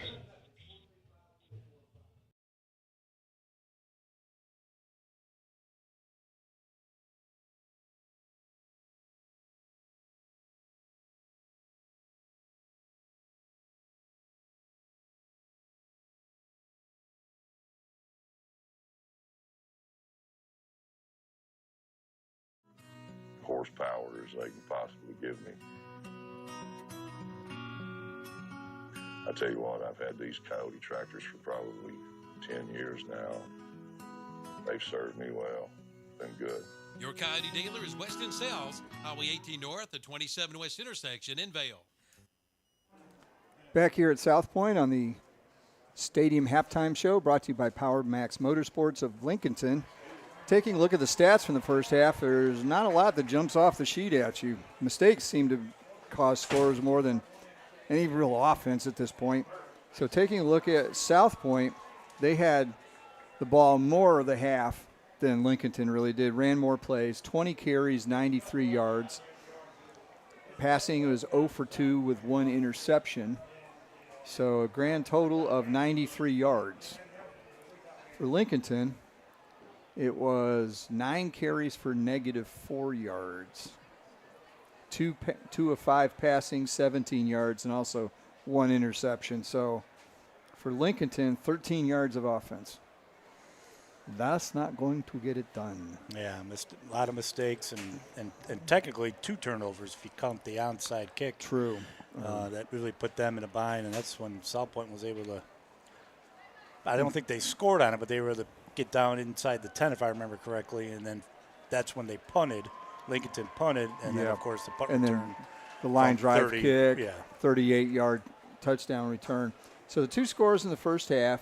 There's a 2-yard run by Chance Ford at the beginning of, with 9:49 to go in the second quarter, made it 6-0, and then Ford took a pitch from Blee on the 2-point conversion with a wacky setup where all the linemen were one side and about 4 South Point players were over on the right hash. He walked into the end zone. That made it 8-0. Then after the onside pooch kick, I didn't think I'd ever put those 2 words together. They got the ball, and like you said, they got him down inside the 8-yard line on the punt. Good punt. Was downed at that point. And then on the punt by Lincolnton, after they didn't get any yardage at all, Cloninger with a line drive kick fielded by Cam Crawford. And he just went whipping down the left side of the formation. A lot of room over there. You get a line drive kick, your coverage hasn't had time to set up. He found the gap, broke a tackle at the 10-yard line, went into the end zone. Again, 2-point conversion was made, a pass from Blee to number 21, Chris Stowe, and that makes it 16-0, and that's our score. That's our score here. Now we will try and take a look around the area. We're getting these off Max Preps. There's only 206 games in North Carolina at the moment. The first one we ran into was involved Ashbrook. Yeah, Forest Hills 13 and Ashbrook 7. And I'm trying to think, looks like we're already in the third quarter there. We did see some across Twitter where we had Cherryville up 12-0 on Avery County and Forest View 7-0 on Burns. I think we kind of mentioned that during the broadcast, and I'm going to kind of scroll through here and see what we could see as teams are warming up, getting out to the end zones and getting ready for the second half. I know a big game that TV was covering was Kings Mountain and Shelby. That'd be a good one to Boy, that's see. Coming out of the gate with a barn burn. There was another one further up where you were scrolling. Don't worry about going to it. But it was 2 teams in the top 10. I think it was Butler or something like that, or it's like and Charlotte Catholic and somebody. I forget who it was. It was like, wow, that's coming out of the gate. Two of the top 10 teams in the state meeting in the first game. Yeah, like I said, we were kind of talking pregame and our abbreviated pregame about, the schedules for these teams. And, South Point, next week goes to Charlotte Christian has a bye, and then I think they have High Brighton coming out of the gates. So a little bit early of a tough schedule there for South Point as they get ready to go into the 24 season. And it's no better. It's no better for Lincolnton. They've got South Point this week. They've got a very good-looking North Lincoln team next week. The only thing that will help them out is the fact that, hey, we've seen the option. So it'll be the second week in a row, so that should help them a bit. And they've done a pretty good job tonight, 20 carries, 93 yards. They did have a big one called back for South Point. But then they go and they play East Lincoln, I think, in the next game. Is that their third game? I think it is. They come out of the gate with a pretty stout schedule. Yeah, like I say, South Point, after a kind of an early Charlotte Christian to buy, High Brighton has Kramer, which, has been predicted to finish last in the conference. But then this is where they kind of got tied up last year. They got surprised with Hunter Huss, and then they have Crest following them, and then with Kings Mountain after that. So their middle of the schedule is kind of where they are kind of seeing their their issue as they get ready for this season. And I was right. It was South Point, then at North Lincoln, then host East Lincoln. Then they have a bye week. Then they get into conference, and they get hit right in the chops. Perennial number one team in the conference, Bunker Hill. Newton Conover, who has a new coach this year, the West Iredell coach. Nick Basil's son has moved over to Newton Conover. Then it gets a little easier. Bandy's, normally they can handle that game. Then West Caldwell and East Burke, the two teams that are predicted to be the bottom of the league. Then Maiden and West Lincoln. So there aren't any buys anytime soon. Well, like I say, Coach Engel kind of mentioned that last week at the Jamboree that, they're going to, when they get ready for conference play, they will be battle tested. They'll know exactly where they stand as far as players and what position.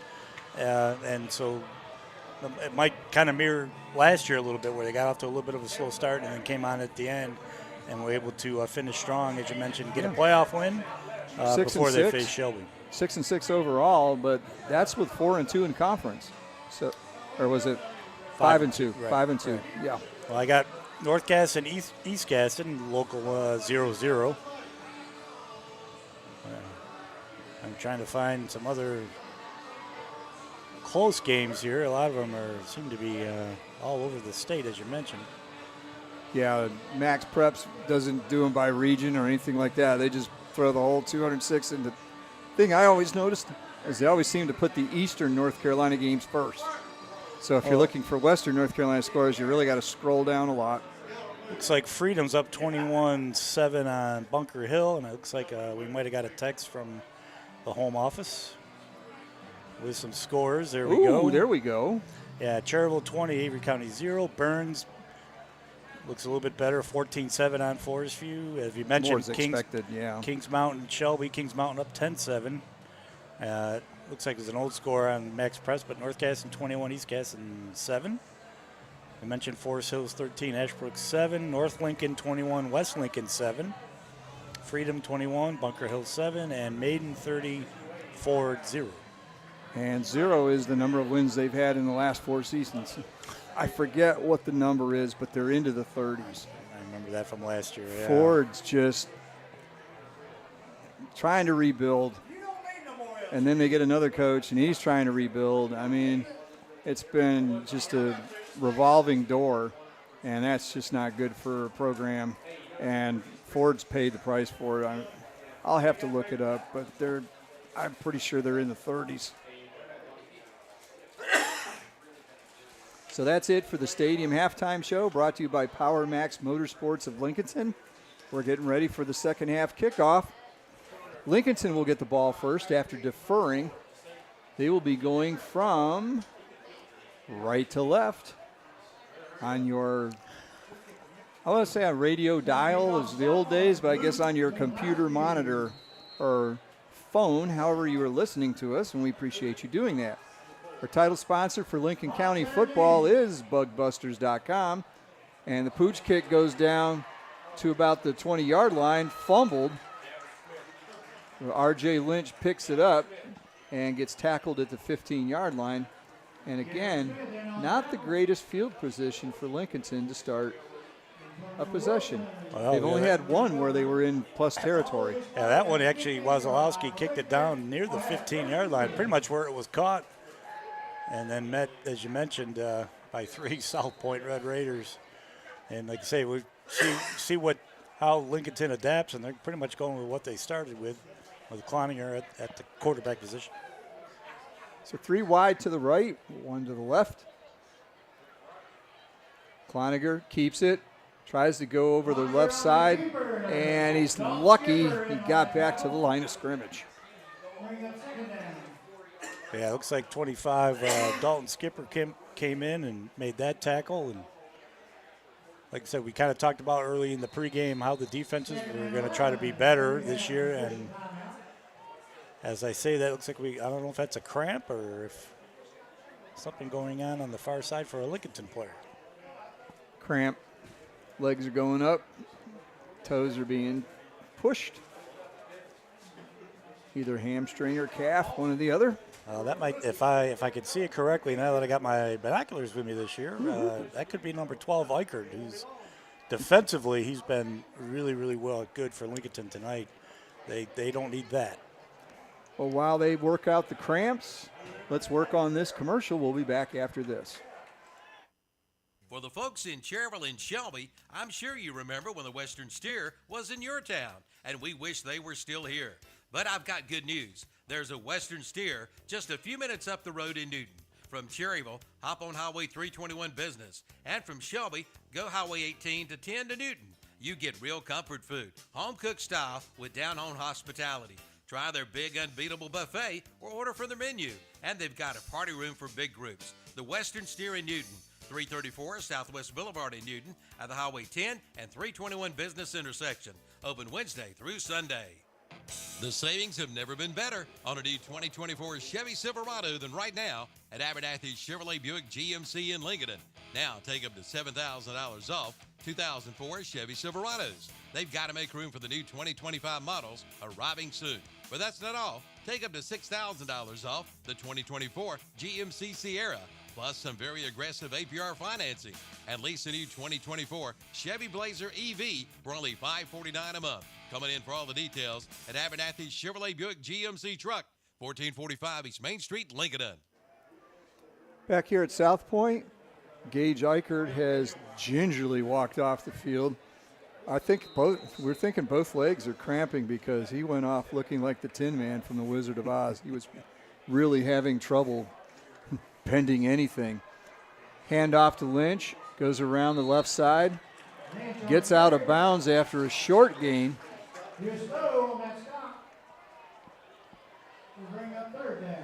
And gain of nothing. I was kind of thinking of Kramer from Seinfeld when he had the jeans on that were too tight. Oh, Lord. Couple different eras in the booth.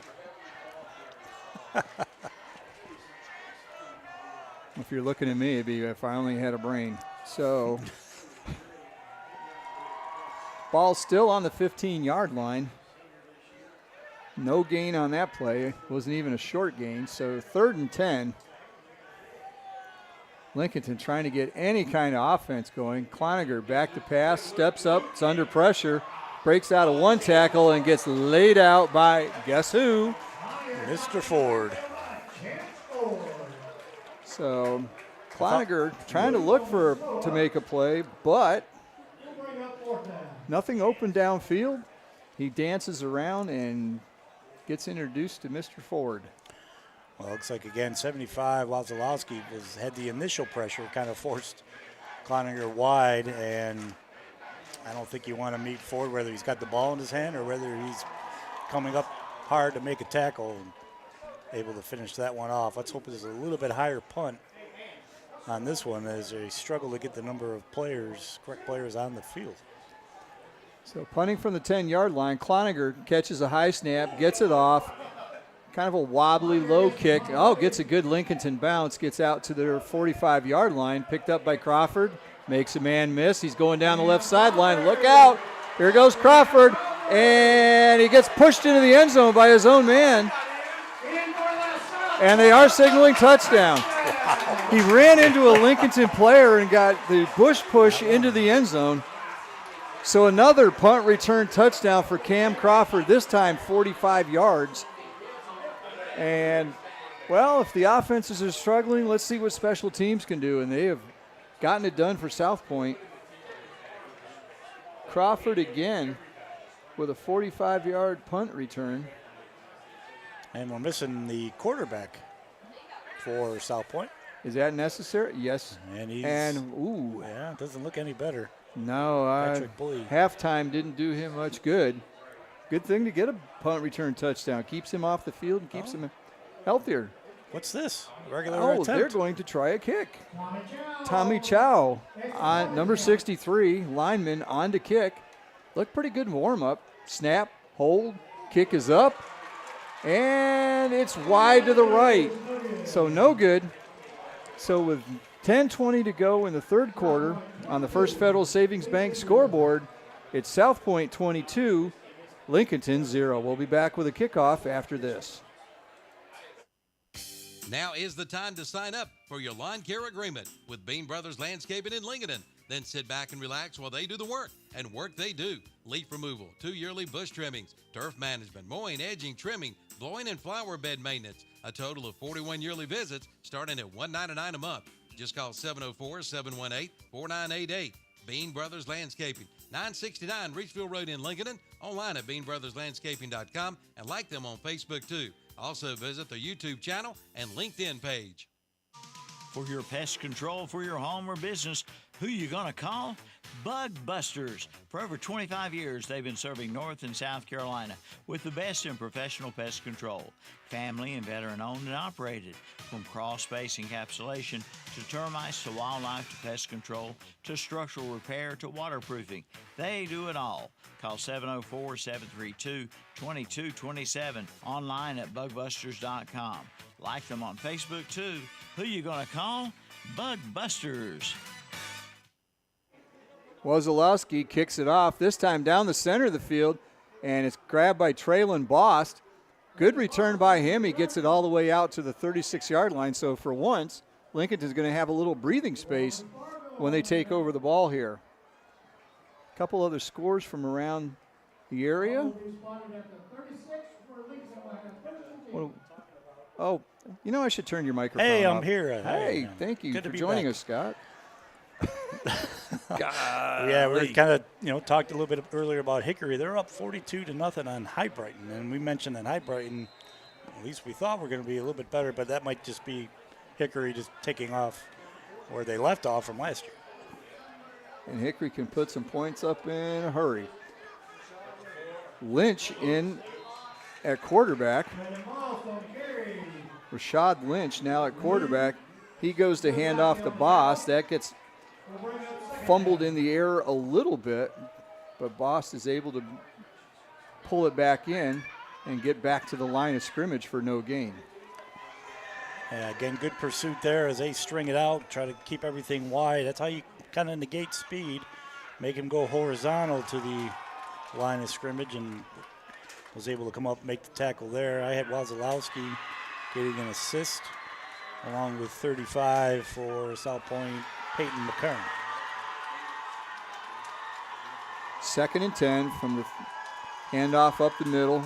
Nothing there. They are not getting anywhere up the middle. And there's a lot of South Point defenders waiting to meet the ball carrier. Yeah, I think Ford was in there kind of to finish it off with 62 McCullough. playing one of the defensive tackles for South Point. Lincolnton just can't get anything going. Currently with no yards of offense this half and 13 overall for the game. That's not going to get it done. Lynch hands it to Boss. Back to other Lynch on the reverse. He gets close to the first down, gets to the 45-yard line. Might be a yard short. Now, I would imagine they're going. Now, wait a minute. The referee on this side looked like he was signaling first down. But it's not. Okay, gain of 10 on the play, so there'll be a yard short. 4th and about a yard after the trick double reverse. And good job by Lynch at quarterback. Altered the cadence, got South Point to jump offside, and that'll be a first down. A Turner Hauser first down for Lincolnton. And other than the first play of the game, that's their next first down. Well, you said we were going to see what kind of change they make, and so they've got the Lynch brothers in the backfield. Lynch rolls out, throws, intended for number 14, Carson Cloniger, but it's a little high, and sails out of bounds. Yeah, you're kind of wondering, again, when this change was going to happen, try to get a little bit more speed in the backfield. Not that Cloninger's slow, I wouldn't think, but he's playing a little bit more of the receiver position. But if you can get those Lynch brothers on the outside, though, that could be, at least a little helpful. We'll see if it pans out. And now looks like Cloniger is going back to quarterback. No, this looks like Wildcat. It is. Lynch was a quarterback. He takes a snap, pitches out to Traylon Boss, who probably wishes he didn't.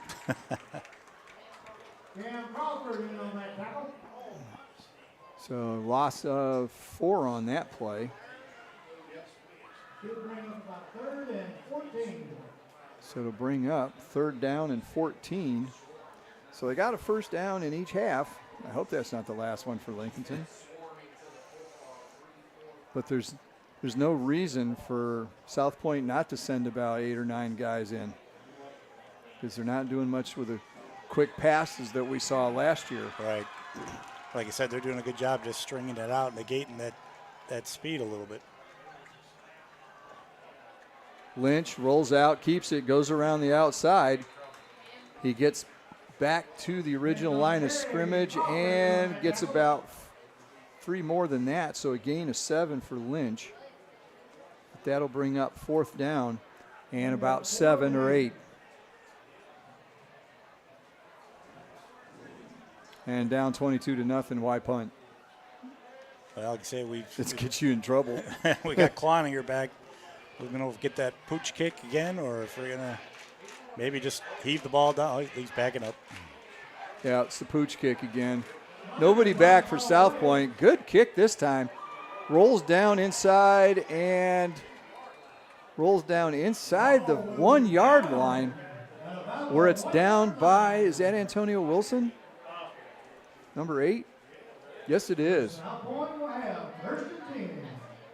Great play by Wilson on the pooch kick.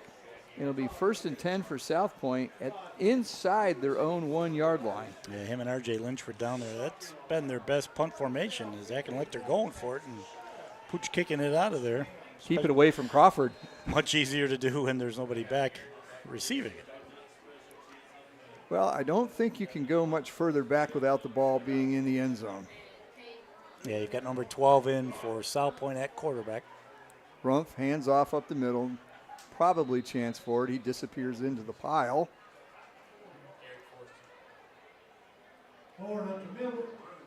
And was Ford. Trying to get a little bit of breathing room, especially since you have the second string quarterback in there. So Ford gains a couple yards. Gets it out to about the 3. Well, maybe a little past the 3, huh? Scott's got the binoculars. He's prepared.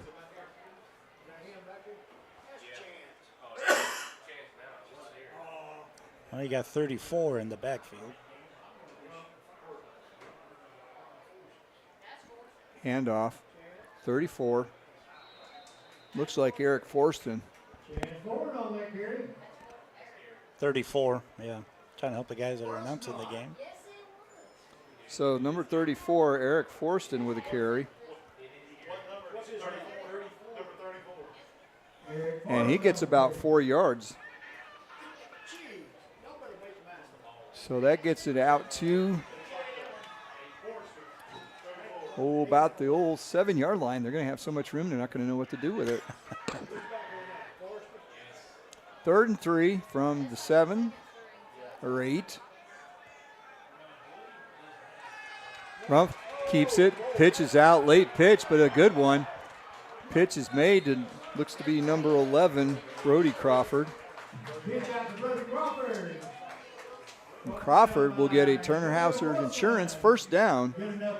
He gets out to the 22-yard line, so a gain of 14 on that one. Yeah, good job there by Rumpf. Yeah, read it perfectly. Good block out in the corner, too. They held him up without holding. He attacked that last man on the line of scrimmage, pulled him towards him, and then had a great pitch.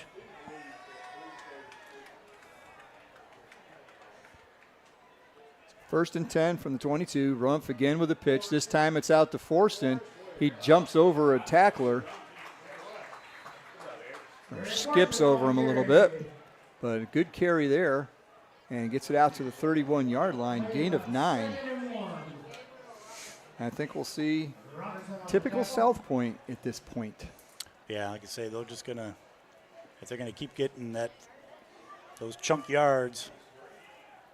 And the clock rolling, because we're already down to 4:20 to go in the third quarter. So they're keeping the clock going. And keeping Ford off the field, rested if he needs to play some defense. And, of course, keeping Patrick Blee on the sideline as well as they're up by 3 scores. Clock goes down to 3. Snap goes off. Handoff up the middle, and my goodness, he spun around for a long time. This time it was Ford.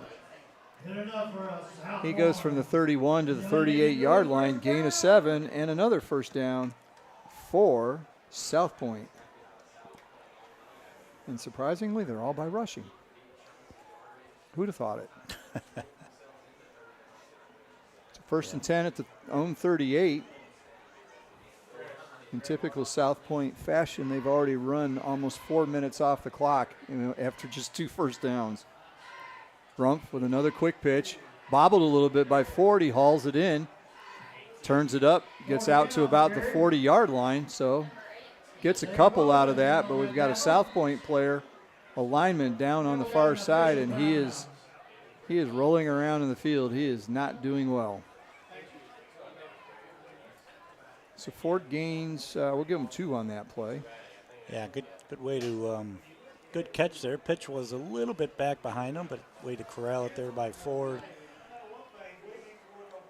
Trying to see what number we have down there for South Point. I want to say 55, but he was rolling around so much it was tough to tell.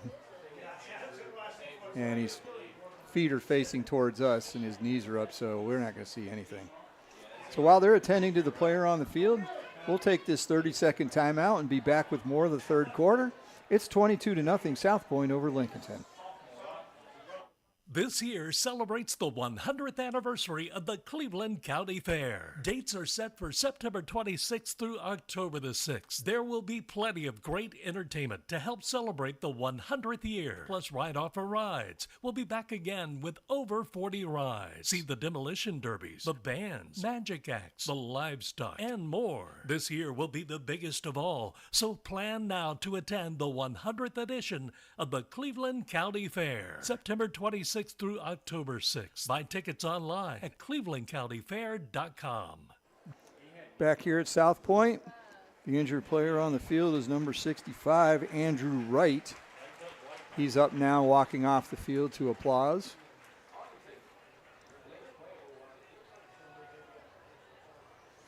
you wonder sometimes in that interior line get rolled up on when you're on the Oh, my backside of the goodness. play. And It's a wonder they don't have more injuries, just how many people are going different directions and blocking and falling. And you see it on the replays, it's like, oh, that can't feel good. seems to be walking okay, though. Hey, I think he walks in a lot better than Patrick Bleep has been walking. True. Patrick doesn't even have his helmet. And it looks like he's got a wrap all the way up his left leg. Is that what that looks like? Well, I was thinking he was kind of wearing one of those, some of them wear like those long john sort of tights, whatever they call them. But he doesn't have it on the other leg. Yeah, but I think he had that at the beginning of the game. But Yeah, but that's the left leg that he's limping on. Yeah. I wonder if there was something in one of the preseason games or in practice or something that he kind of came in with that. We didn't look at it on the first couple of runs there. So forward up the middle for maybe one.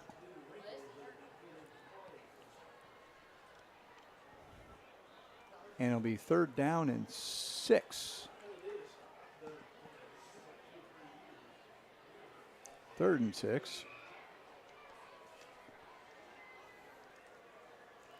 Rumpf, back to pass, rolls out, avoids a blocker, gets across the 45, midfield. Now he goes back to the left sideline, dances around, and is finally brought down at the 40, at the 37-yard line. So gain of 21 on that play that started out as a pass but didn't end up that way. Pretty elusive there for the sophomore. Yes, he was. So he's had 2 good runs, 14 and 21 in this half as he comes in, but not doing it the typical option way. He goes back to pass and then scrambles. Kind of looks like Andre Boss did last year. So another 1st down for South Point. Handoff up the middle, and that's blown up by the Lincolnton defensive line. I'm amazed the handoff was even made. Yeah, that was a great job there by number 44, Jamarius Wilson for Lincolnton. He almost got the handoff before the running back did. I think it was Ford on that one as well. So no gain there. He's up to 12 carries for 68 yards. About the only offensive standout, because Cam Crawford has been a special team standout. 2nd and 10. Inside a minute to go in the 3rd quarter. Straight up the middle. Chance for it again. And that might be the last play of the quarter, because there's about a 6-second difference between the play clock and the game clock. So Ford gets up the middle for 5. Yeah, they're not going to run another play. They're already coming out on the field. Yeah, you're up 22. Why do it? You're just grinding Lincolnton into the dust right at the moment with your ground game. I mean, you started your 1-yard line and you've still got the ball. You've already run 7 minutes off the clock with this drive. So we'll be back with the 4th quarter. Lincolnton trails South Point 22-0.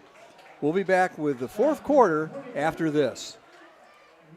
The Suzuki King Quad 100% ATV sale is underway at Full Throttle Power Sports in Lowell. Get 0% financing for 36 months or up to $1,000 in customer cash. And check out the line of Kawasaki bikes. Save up to $2,000 on select models. Select a Honda ATV and get up to $300 in free accessories. Plus, don't miss the Yamaha Wave Runner Best of Show sales event. Come in for the details at Full Throttle Power Sports, 101 Indian Walk in Lowell. Online at ncfullthrottle.com. You can. Back here for the 4th quarter.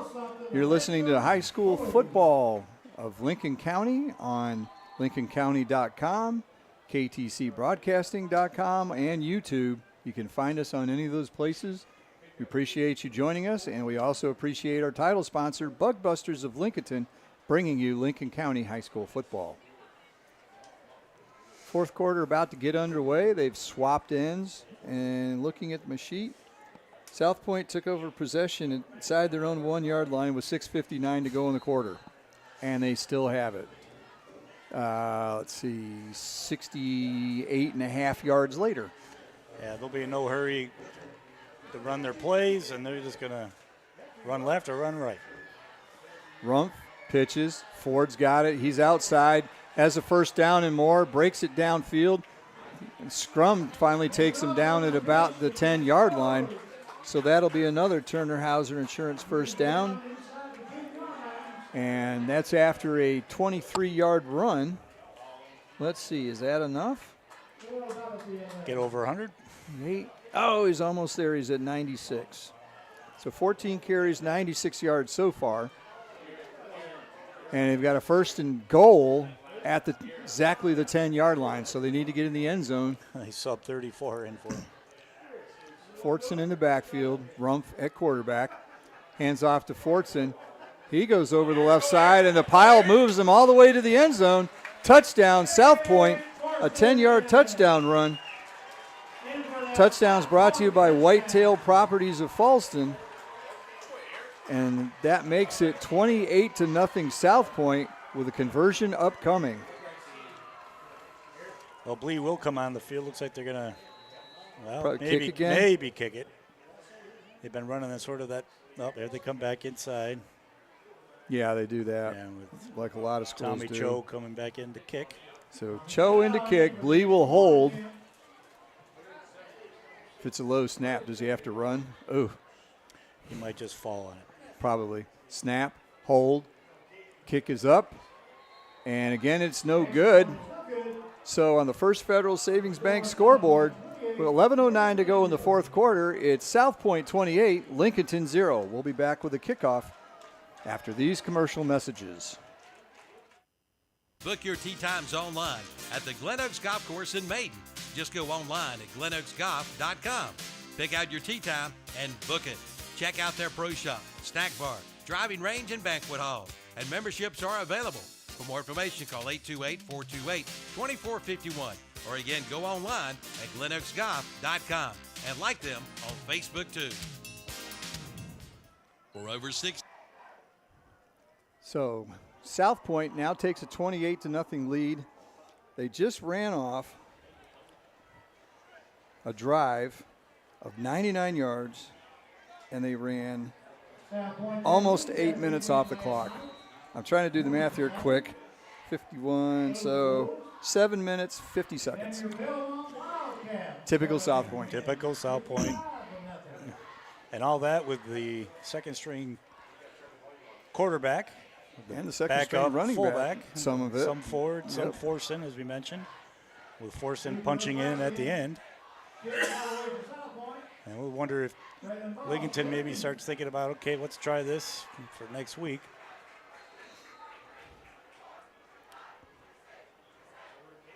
So again, remember, Juwan Wilson has been getting some great video on the sideline. You can find it at whatsupshopper.com. Also, if you're watching the Red Zone on KTC Broadcasting, you can see some of the videos there, and I'm sure they'll be showing some of it post-game. See Juwan down there around the 20-yard line doing a fine job. Kickoff, Wosolowski this time kind of pulls it. Kind of like a few golf shots of ours here recently. Pulls it out of bounds. And is it 30 or 35-yard line? There's a bit of a question here. I thought it was the 35. I thought it was too. Now the rule may have changed. So our first full-blown referees conference. Let's just hope we don't get it next week. Oh, my goodness. Last year, Forest View and East Lincoln.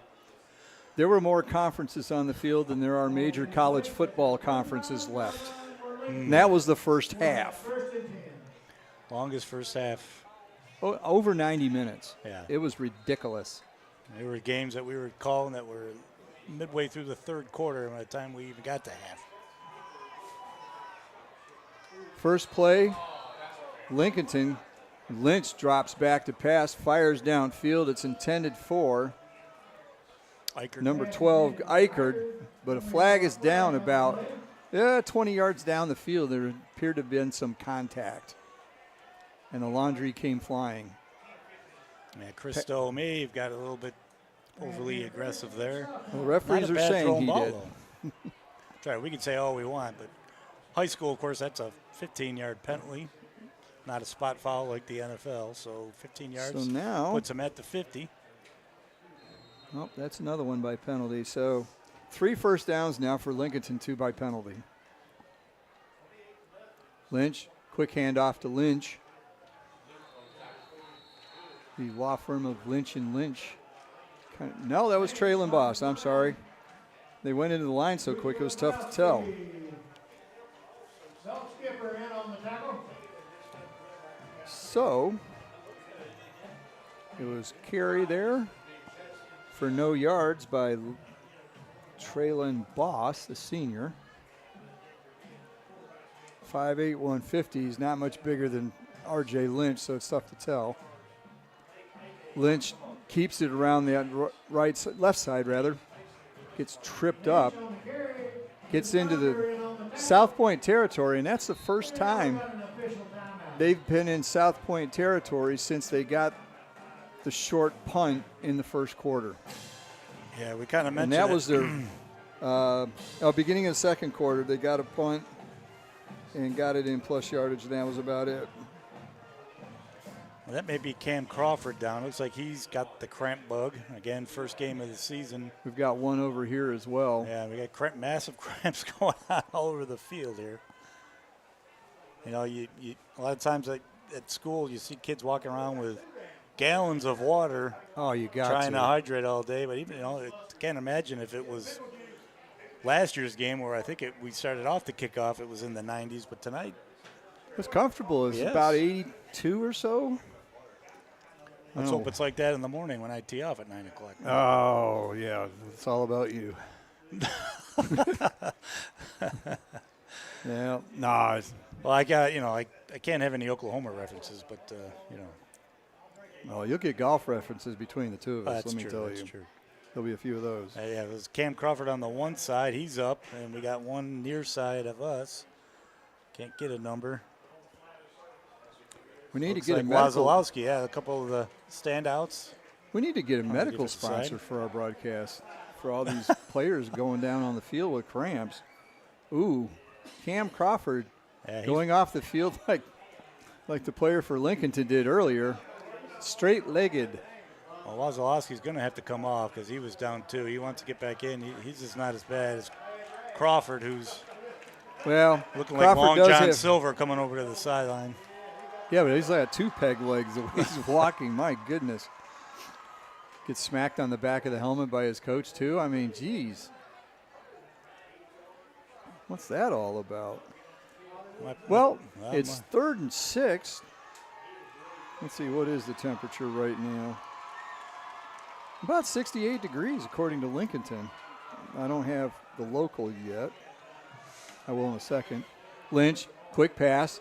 Complete to Carson Cloninger. He gets wrapped up and then drilled from behind. Short of the first down, but that's the first completion for Rashad Lynch. And he gets about 4 yards on that one. So it'll be 4th and 3. 10 minutes to go in the ball game. Lincolnton trying to put a drive together and get on the scoreboard. It's showing 60s. Well, that's Stanley.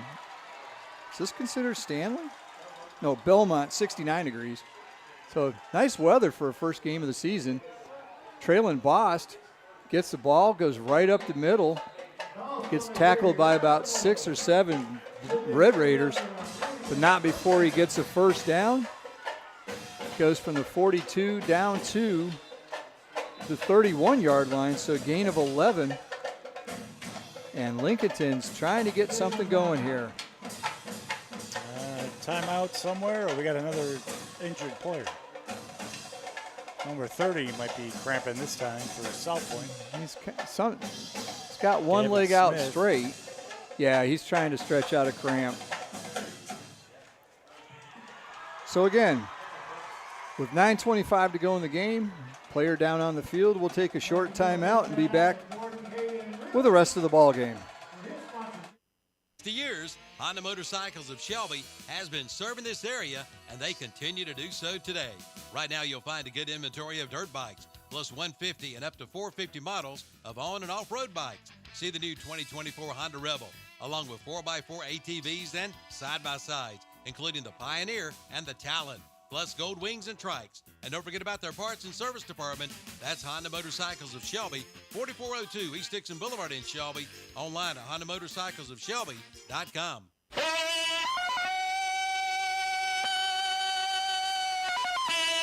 Tarzan says it's the biggest tree cutting special he's ever seen from J. Douglas Tree Service. Why, it's so big, it's driving cheetah bananas. Now, for a limited time from J. Douglas Tree Service, all current customers can take 10% off. But that's not all. New customers get 20% off. Trim it up, cut it down, and they also do stump grinding. And they've just recently added a 75-foot bucket truck.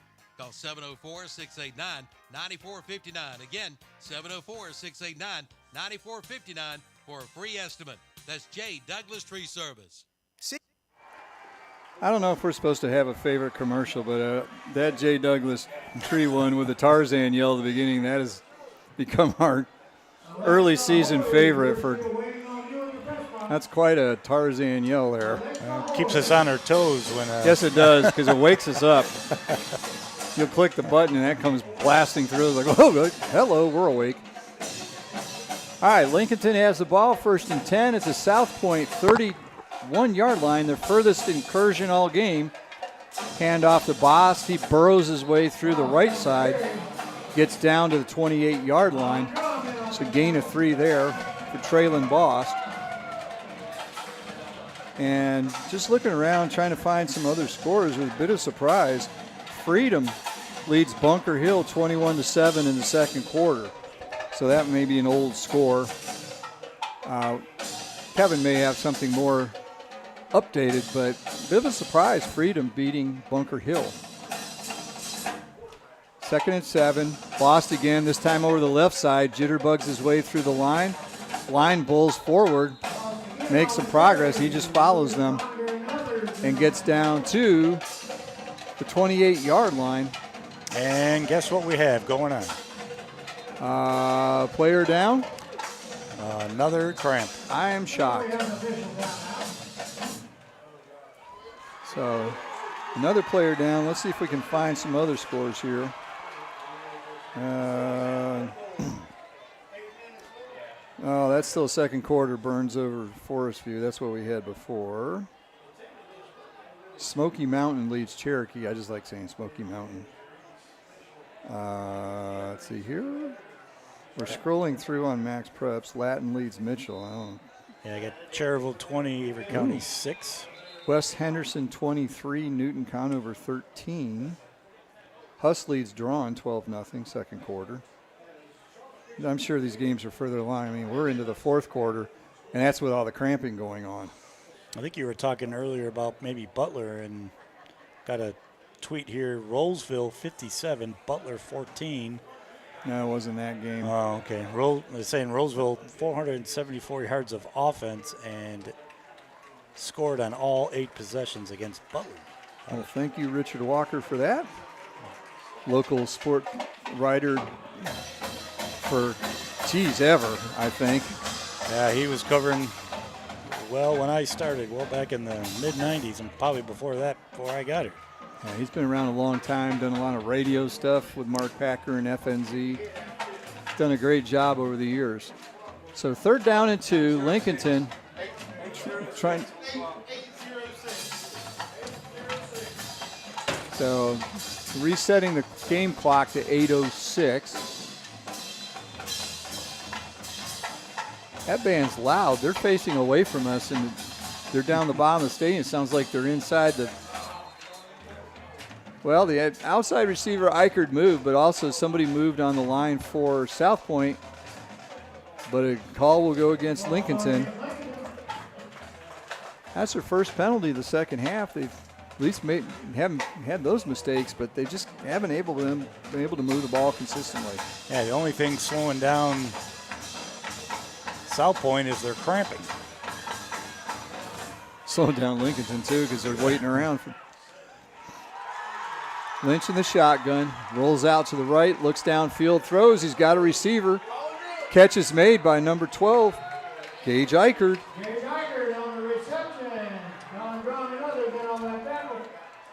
So he gets down to the 17-yard line, so 11 yards on that completion. Yeah, good job there by Eichert. He just kind of ran sort of an in route, kind of found Just a soft settled. spot in the Yep. zone, just sat and was able to pull in that catch. Kind of a Travis Kelce route, just kind of goes in, finds the opening.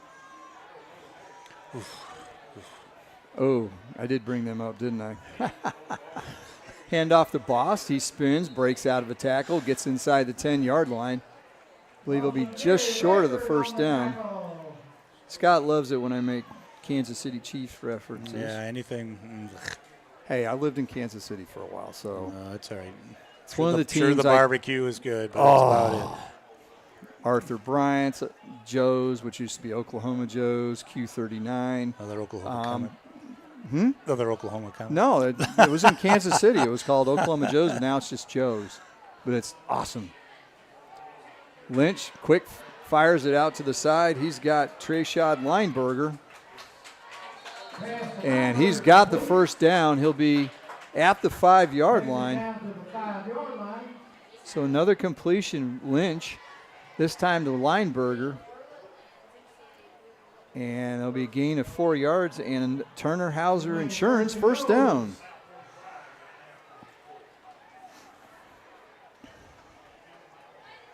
Now, South Point playing some backups, but I think they almost have to with all the cramping going on. Oh, that's true. Lynch rolls out, keeps it, slides down at the 5-yard line, so no gain on that play.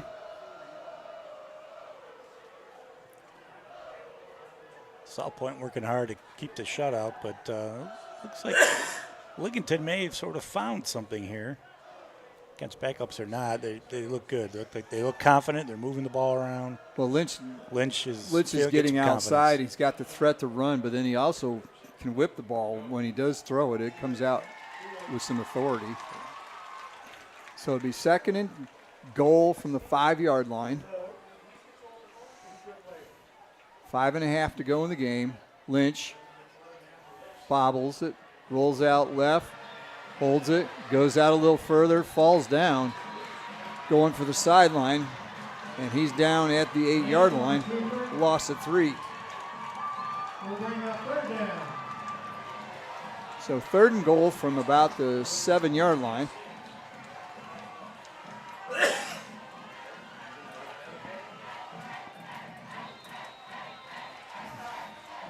Looks like we got a timeout, Lincolnton, I believe. So Lincolnton uses their first time out of the half, trying to make sure they get the right play. It's third and goal from the 6-yard line, and we'll be back with that play after this. Say goodbye to those hot, sticky days in the scorching sun. James River delivers the Back to Cool special on select John Deere cab tractors. Experience ultimate comfort in a roomy, air-conditioned 3R, 4R, or 5E 3-cylinder series cab tractor. Plus, save a cool $5,000 off MSRP on top of 0% for 60-month financing. Comfort has never been so affordable. Visit JamesRiverEquipment.com/cool for more. Ends 8/31/24 with approved credit from John Deere Financial. Some restrictions apply. See dealer for details.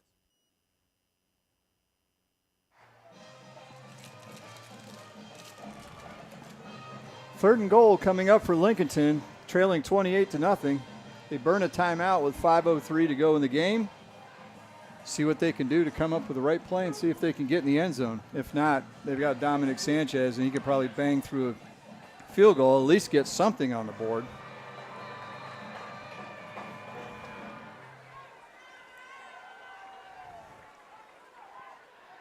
Conager under center, takes it, hands off the Boss. He spins to the inside, gets inside the 5 to the 3.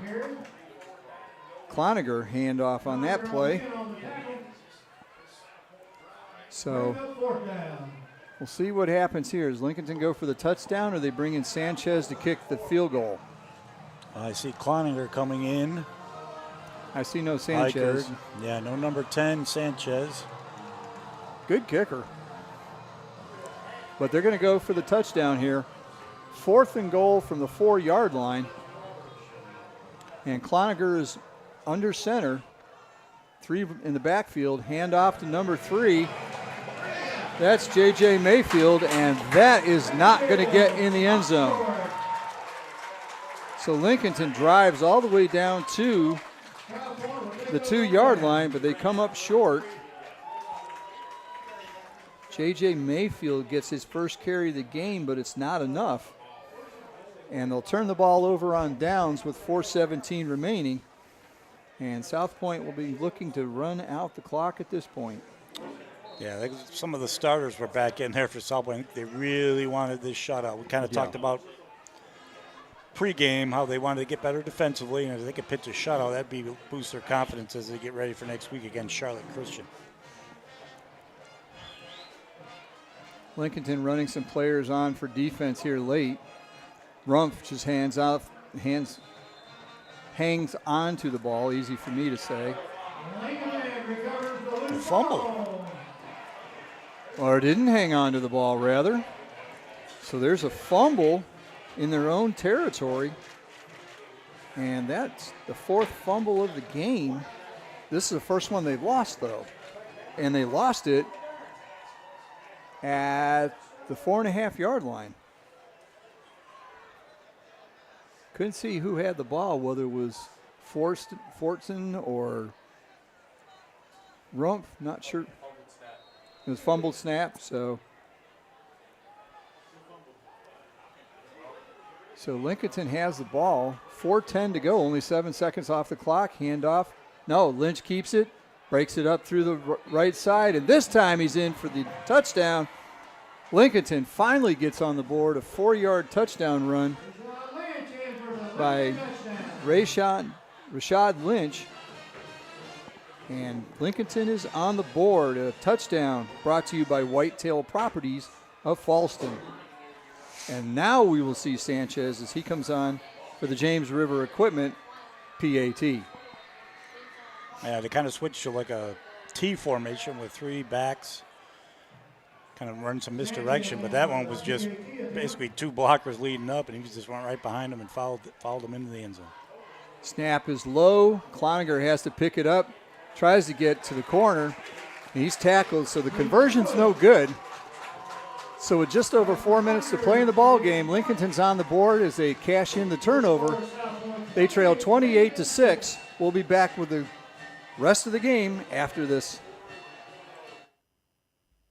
Sooner or later, everyone wants to make their home dreams a reality. I'm sure you've seen the television shows and flipped through magazines and you know what you want. Or then again, maybe you're not sure. You know that you want something different and something better.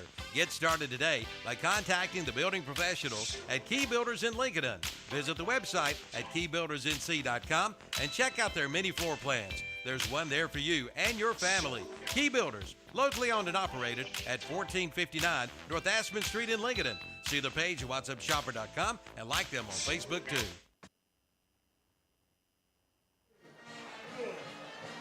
So for the first time since the beginning of the game, Lincolnton will kick off. Dominic Sanchez will do the honors. First time he did it, flew it into the end zone for a touchback. He's been quiet since. There's been no reason to bring him out here. Yeah, he's had a very quiet night kicking off PATs. Didn't even get the point after touchdown attempt because the snap was low, so he didn't even get to do that. Stole his thunder. It happens.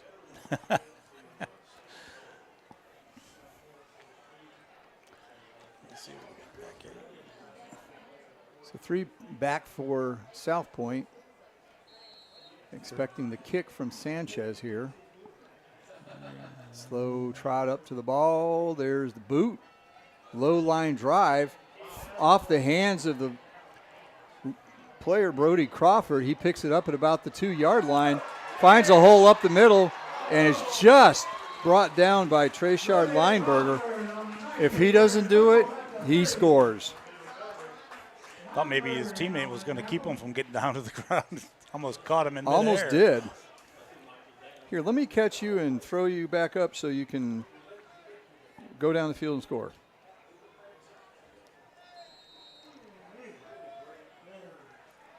So 3:51. If I were to bet on this, I would think this would probably be the last possession of the game. If they don't turn it over. Right. That's put the ball on the ground, what would you say, 4 times? And only lost 1, but still. Yeah. So they get the ball at their own 30. Fortson up the middle. Am I saying that right? Forston, yes, I did have that right. So 1st and 10 for South Point at their own 30 results in a Forston, yeah, not Fortson, Forston run of 2 yards.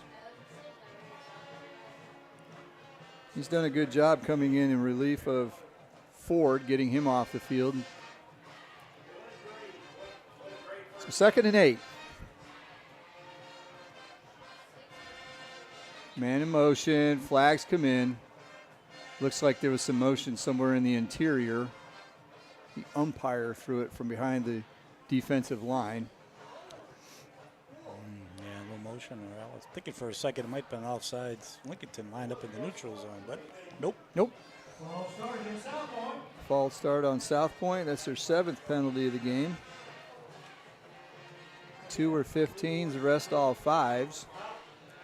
So if I'm doing my math quickly, that's 55 yards. So 7 for 55. First game of the season, yeah, you see some of these little sloppy play, a lot of penalties, a lot of cramps. Yeah, we kind of seen it all in this game. They'll be wheeling some players into the locker, and it's a long way to walk, stiff-legged. Rumpf keeps it, goes around the right side, gets dragged down from behind by number 3, J.J. Mayfield. Nice play by Mayfield. Brought down by number 3, J.J. Mayfield. Bring up 3rd down. Ooh, there's some close scores there. Well, it's like your daughter didn't see a Colorado victory. Yankees 3, Colorado 0. Well, no, but she's a Yankees fan, but she happened to have a Helton jersey. So Rump Don't keeps you have it. what, daughter in Colorado? Yes, I do. Okay. It's my sister that's in New York. My sister. Who had that one? We'll bring up 4th down and 1. Looks like 20. 20? Okay. Martin. 20 Martin, he goes up and gets a good gain of about 5.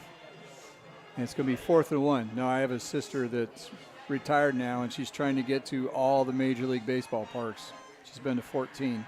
Well, we said if Judge can hit a home run and hit it to left center, is that where she was sitting? Yeah, she was right field. Oh, okay. Well, Stanton hit one over there, so. No, maybe it was a ball. Maybe she caught one. She had her glove. 40-year-old glove. 40 plus, probably. So timeout is called by South Point. That'll be their first of the half. We're going to see if we can be better on tracking timeouts this year. Yeah, I got one of the sheets late in the season with all my little make sure that we say this or that and keep track of timeouts. So we're down to 1:21 to go, 28-6. South Point comfortably in front and trying to run out the clock as we predicted. I don't know why they're calling timeouts. Well, it is 4th down, but, Well, you're kind of trying to coach up your backups, too. In this case, you want to make sure Rumpf has it right because the way Blee was hobbling around, who knows if he's going to be around, what shape he's going to be in by next week. Looks like East Lincoln may have finished off Kramer 27-24. Wow. Maybe a little closer than they were thinking. Yes.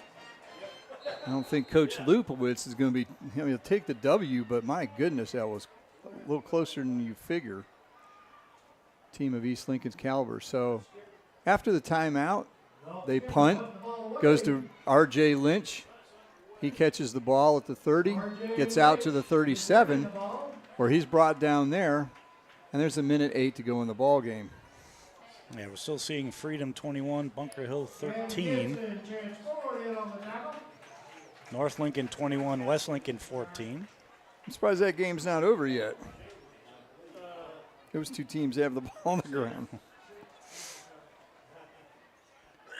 Shelby 19, Kings Mountain 0. Shelby going up in class and doing just fine.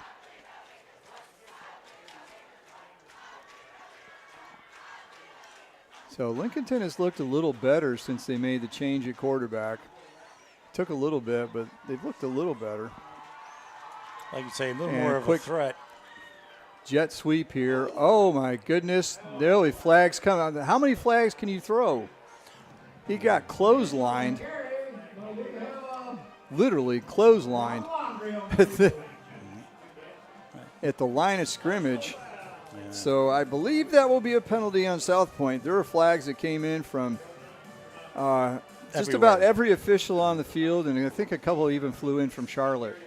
It looks like that was a pretty obvious call. That was 21 Chris Stowe, and immediately pulled out by the coaching staff of South Point. The 8th penalty on South Point. Now they're up to 70 yards, which that's not bad. I've seen a lot worse in first games.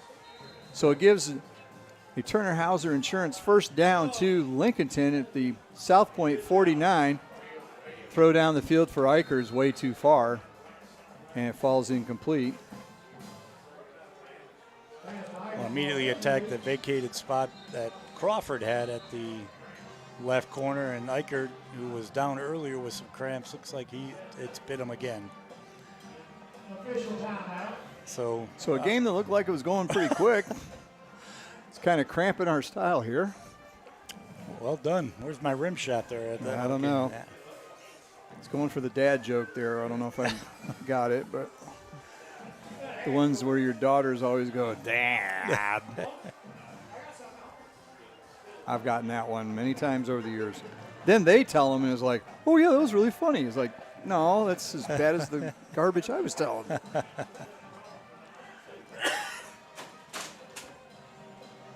Not good for me, but good for thee. Like you say, I think, Lincolnton may have found something with this kind of change that they've done on their offensive side. We're not going to be at the game next week, but, I think that's something, as Coach Engel said last week, that they'll find out where they are by the time they get to conference play, as Eicher kind of tries to run off the field with a stiff cramp leg. At least he's got one leg that wasn't stiff. Some of the guys were going off with both. Yeah, next week we will be at East Lincoln. We'll have Forest View Jaguars visiting East Lincoln. This is a game we did last year down at Forest View.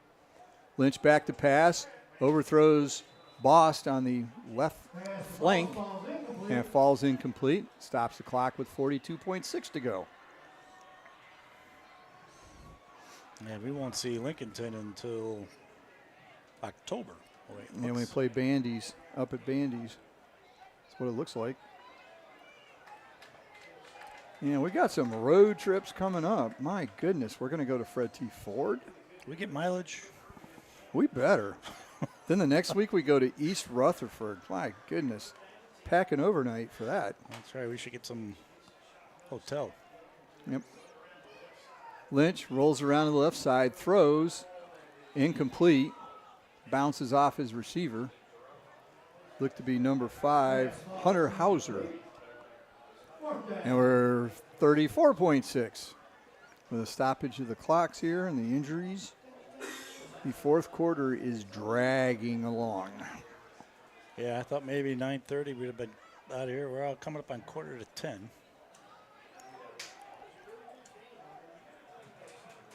Still be the first half if it was East Lincoln Forest View from last year. Oh, jeez. Don't remind me. I'm still having nightmares about that one.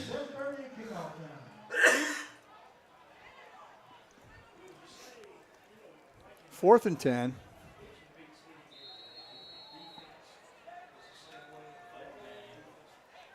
And now a delay of game penalty. Now, they haven't committed any major fouls. It's 5 for 25. They're the nickel variety, literally, each time. But now we're going to have Cloninger punt.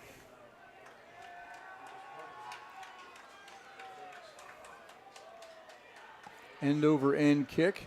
Hits at the 30-yard line, rolls down to the 25, and it's down there.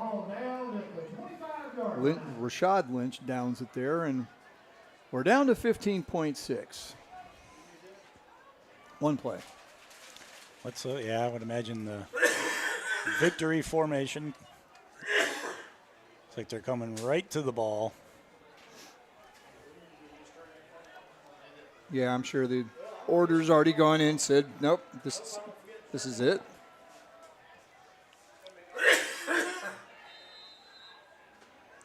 Victory formation. Yep. Snap.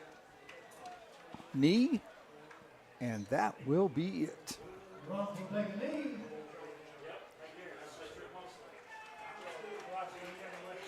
Referee's watching the clock, holds the ball up in the air, and that is the end of the ball game.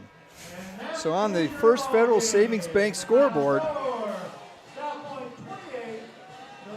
it's South Point 28, Lincolnton 6. First Federal Savings Bank has offices in Lincolnton, Boulder City, Denver, and West Lincoln. And we thank them for sponsoring our scoreboard tonight. We'll be back after this for the Stadium Postgame Show brought to you by Glen Oaks Golf Club in Maiden. We'll be back after this 2-minute timeout. Built upon a solid foundation of cast iron and steel, the Kubota L-Series is part of our under 100 horsepower tractor lineup rated #1 for reliability. They feature powerful Kubota diesel engines and easy operation. The durable Kubota L-Series. Talk to your local Kubota dealer today to schedule a demo. Go to KubotaUSA.com for full disclaimer. Your Kubota dealer is Parker Farm Service, located at 126 Bessie Drive on Oak Grove Road at the Highway 74 bypass in Kings Mountain. It's time for Toro's summer sales event. Head to your local Toro dealer, Power Max Motorsports and Iron Station, and get up to $1,500 off select Z-Master mowers and Grandstand multi-force stand-ons, plus $500 off on select attachments. Stop in today and check out all our great deals and amazing financing offers. For more information on summer sales event deals, visit your local Toro dealer, Power Max Motorsports, 3636 East Highway 27 in Iron Station. Online at PowerMaxMotorsports.com. Rhodes and Bill Oil Company in Lincolnton has been serving the Piedmont of North and South Carolina since 1919. Sure, they deliver to your home with home heating oils. They'll help keep you warm, but they do a whole lot more. They feature bulk fuel delivery, on-site and commercial fueling, backup generator fueling, and farm and agricultural fueling. For home or business or farms, call on Rhodes and Bill Oil Company in Lincolnton, 704-735-2508. Online at rhodesandbill.com, located at 1404 East Main Street in Lincolnton. Like them on Facebook, too. Start up the savings on your auto insurance with a stop at Turner Hauser Insurance Group in downtown Lincolnton, your area insurance agency. Jamie Hauser invites you to stop in and find out how you can save money on all of your insurance needs, from home to auto to commercial to farm to life. Visit them at their office at 228 East Main Street, downtown Lincolnton. Just look for the big blue awning. That's Turner Hauser Insurance Group, your area insurance agency. Call 704-732-9577 or visit the website at turnerhauserins.com. I work my tractors really hard. I give all they've got. I demand as much horsepower as they can possibly give me. I tell you what, I've had these Coyote tractors for probably 10 years now. They've served me well. Been good. Your Coyote dealer is Weston Sales, Highway 18 North at 27 West intersection in Vale. For the folks in Cherville and Shelby, I'm sure you remember when the Western Steer was in your town, and we wish they were still here. But I've got good news. There's a Western Steer just a few minutes up the road in Newton. From Cherryville, hop on Highway 321 Business. And from Shelby, go Highway 18 to 10 to Newton. You get real comfort food, home-cooked style with down-home hospitality. Try their big unbeatable buffet or order from their menu. And they've got a party room for big groups. The Western Steer in Newton. 334 Southwest Boulevard in Newton at the Highway 10 and 321 Business intersection. Open Wednesday through Sunday. The savings have never been better on a new 2024 Chevy Silverado than right now at Abernathy Chevrolet Buick GMC in Lincolnton. Now take up to $7,000 off 2004 Chevy Silverados. They've got to make room for the new 2025 models arriving soon. But that's not all. Take up to $6,000 off the 2024 GMC Sierra plus some very aggressive APR financing. And lease a new 2024 Chevy Blazer EV for only $549 a month. Coming in for all the details at Abernathy Chevrolet Buick GMC Truck, 1445 East Main Street, Lincolnton. And now it's time for the Stadium Postgame Show, brought to you by Glen Oaks Golf Club of Maiden. And pretty dominant performance, especially defensively, by South Point. They take out Lincolnton 28-7 in the first game of the season. Lincolnton looked better in the second half. Rashad Lynch in at quarterback, and that freed up Carson Cloninger to do some things at the tight end position. And it also brought a little more dynamic to the Lincolnton offense because Lynch is also such a threat to run, in addition to throwing the ball pretty hard. Yeah, we were kind of wondering, how they were going to play it. Cloninger quarterback and then bring in Lynch or kind of do a dual threat. I think looking forward, you could obviously see that maybe Lynch kind of gives them that little extra edge that they may need to win some ball games and move forward as they progress in the season. And that's kind of what Coach Engel said. We'll use some of these first couple games to kind of see who we are, where we are, and then we'll go from there as we progress in the season. So next will be a recap of the game brought to you by Parker Farm Service of Kings Mountain. And they got the scoring started. Number 33, Chance Ford, with a 2-yard touchdown run early in the second quarter. 2-point conversion also by Ford as he took the pitch from Blee, and it was 8-0 South Point. Then after an onside pooch kick, because it wasn't fielded by the Lincolnton player, it was scooped up by South Point. They went down they were didn't able to score on that, but they buried Lincolnton inside their 10-yard line. And that turned into a line drive punt and a 38-yard touchdown return by Cam Crawford. And then there was a 2-point conversion, this time a pass from Blee to Stowe in the corner of the end zone. 16-0 with 3 minutes to go in the first half, and that was the halftime score. In the second half, Crawford again, this time with a 45-yard punt return on the first possession by Lincolnton in the second half. The kick failed, so it was 22-0. Still 10 minutes to go in the third quarter. Then later in the quarter, number 34, Forston, and again I forget what's the first name. Eric, thank you. Eric Forston with a 10-yard touchdown run. Kick failed. That's 28-0. And then finally, after a fumbled snap, Lincolnton had driven down to the 2-yard line, turned it over on downs, and then a fumbled snap on the very first play. Lincolnton recovered. They got a 4-yard touchdown run by number 11, Rashad Lynch, and the attempt failed because of a low snap. Cloninger tried to run it in, got tackled. That made it 28-6 with 4 minutes to play, and that turned out to be the final score. And that is your recap of the game, brought to you by Parker Farm Service of Kings Mountain. And now we're to the point of the broadcast where it's time for some awards. We'll start out with the sub of the game, brought to you by Subway of Boger City. Yeah, we kind of mentioned that, we're kind of waiting to see what Lincolnton did with kind of on the offensive side, and it was hopefully something they can build on for next week. And Rashad Lynch coming in, giving Lincolnton kind of a different kind of look, a little dual threat when he can get outside the pocket. And looks pretty good with that arm, too, when he can finally get rid of the ball. But then he was obviously the sub of the game by coming in, giving them that little dynamic, and also getting their lone touchdown that they put on the board. Yeah, Lynch was 3 of 7 passing for 19 yards. And Cloninger was 1 of 4 passing for 17 yards. So overall, they were 5 of 12 for 36 yards and an interception. And running-wise, they were 27 carries, 42 yards. They just could not get the running game going. There are so many negative carries on my sheet here. It's not funny. So total offense for Lincolnton, 54 yards. Eesh. So I think we know what they're going to work on next week. So that'll do it for the Subway sub of the game, brought to you by Subway of Boger City. And next up is the Offensive Player of the Game, brought to you by Rhodes and Beal Oil Company of Lincolnton. Yeah, like I say, the offense really for the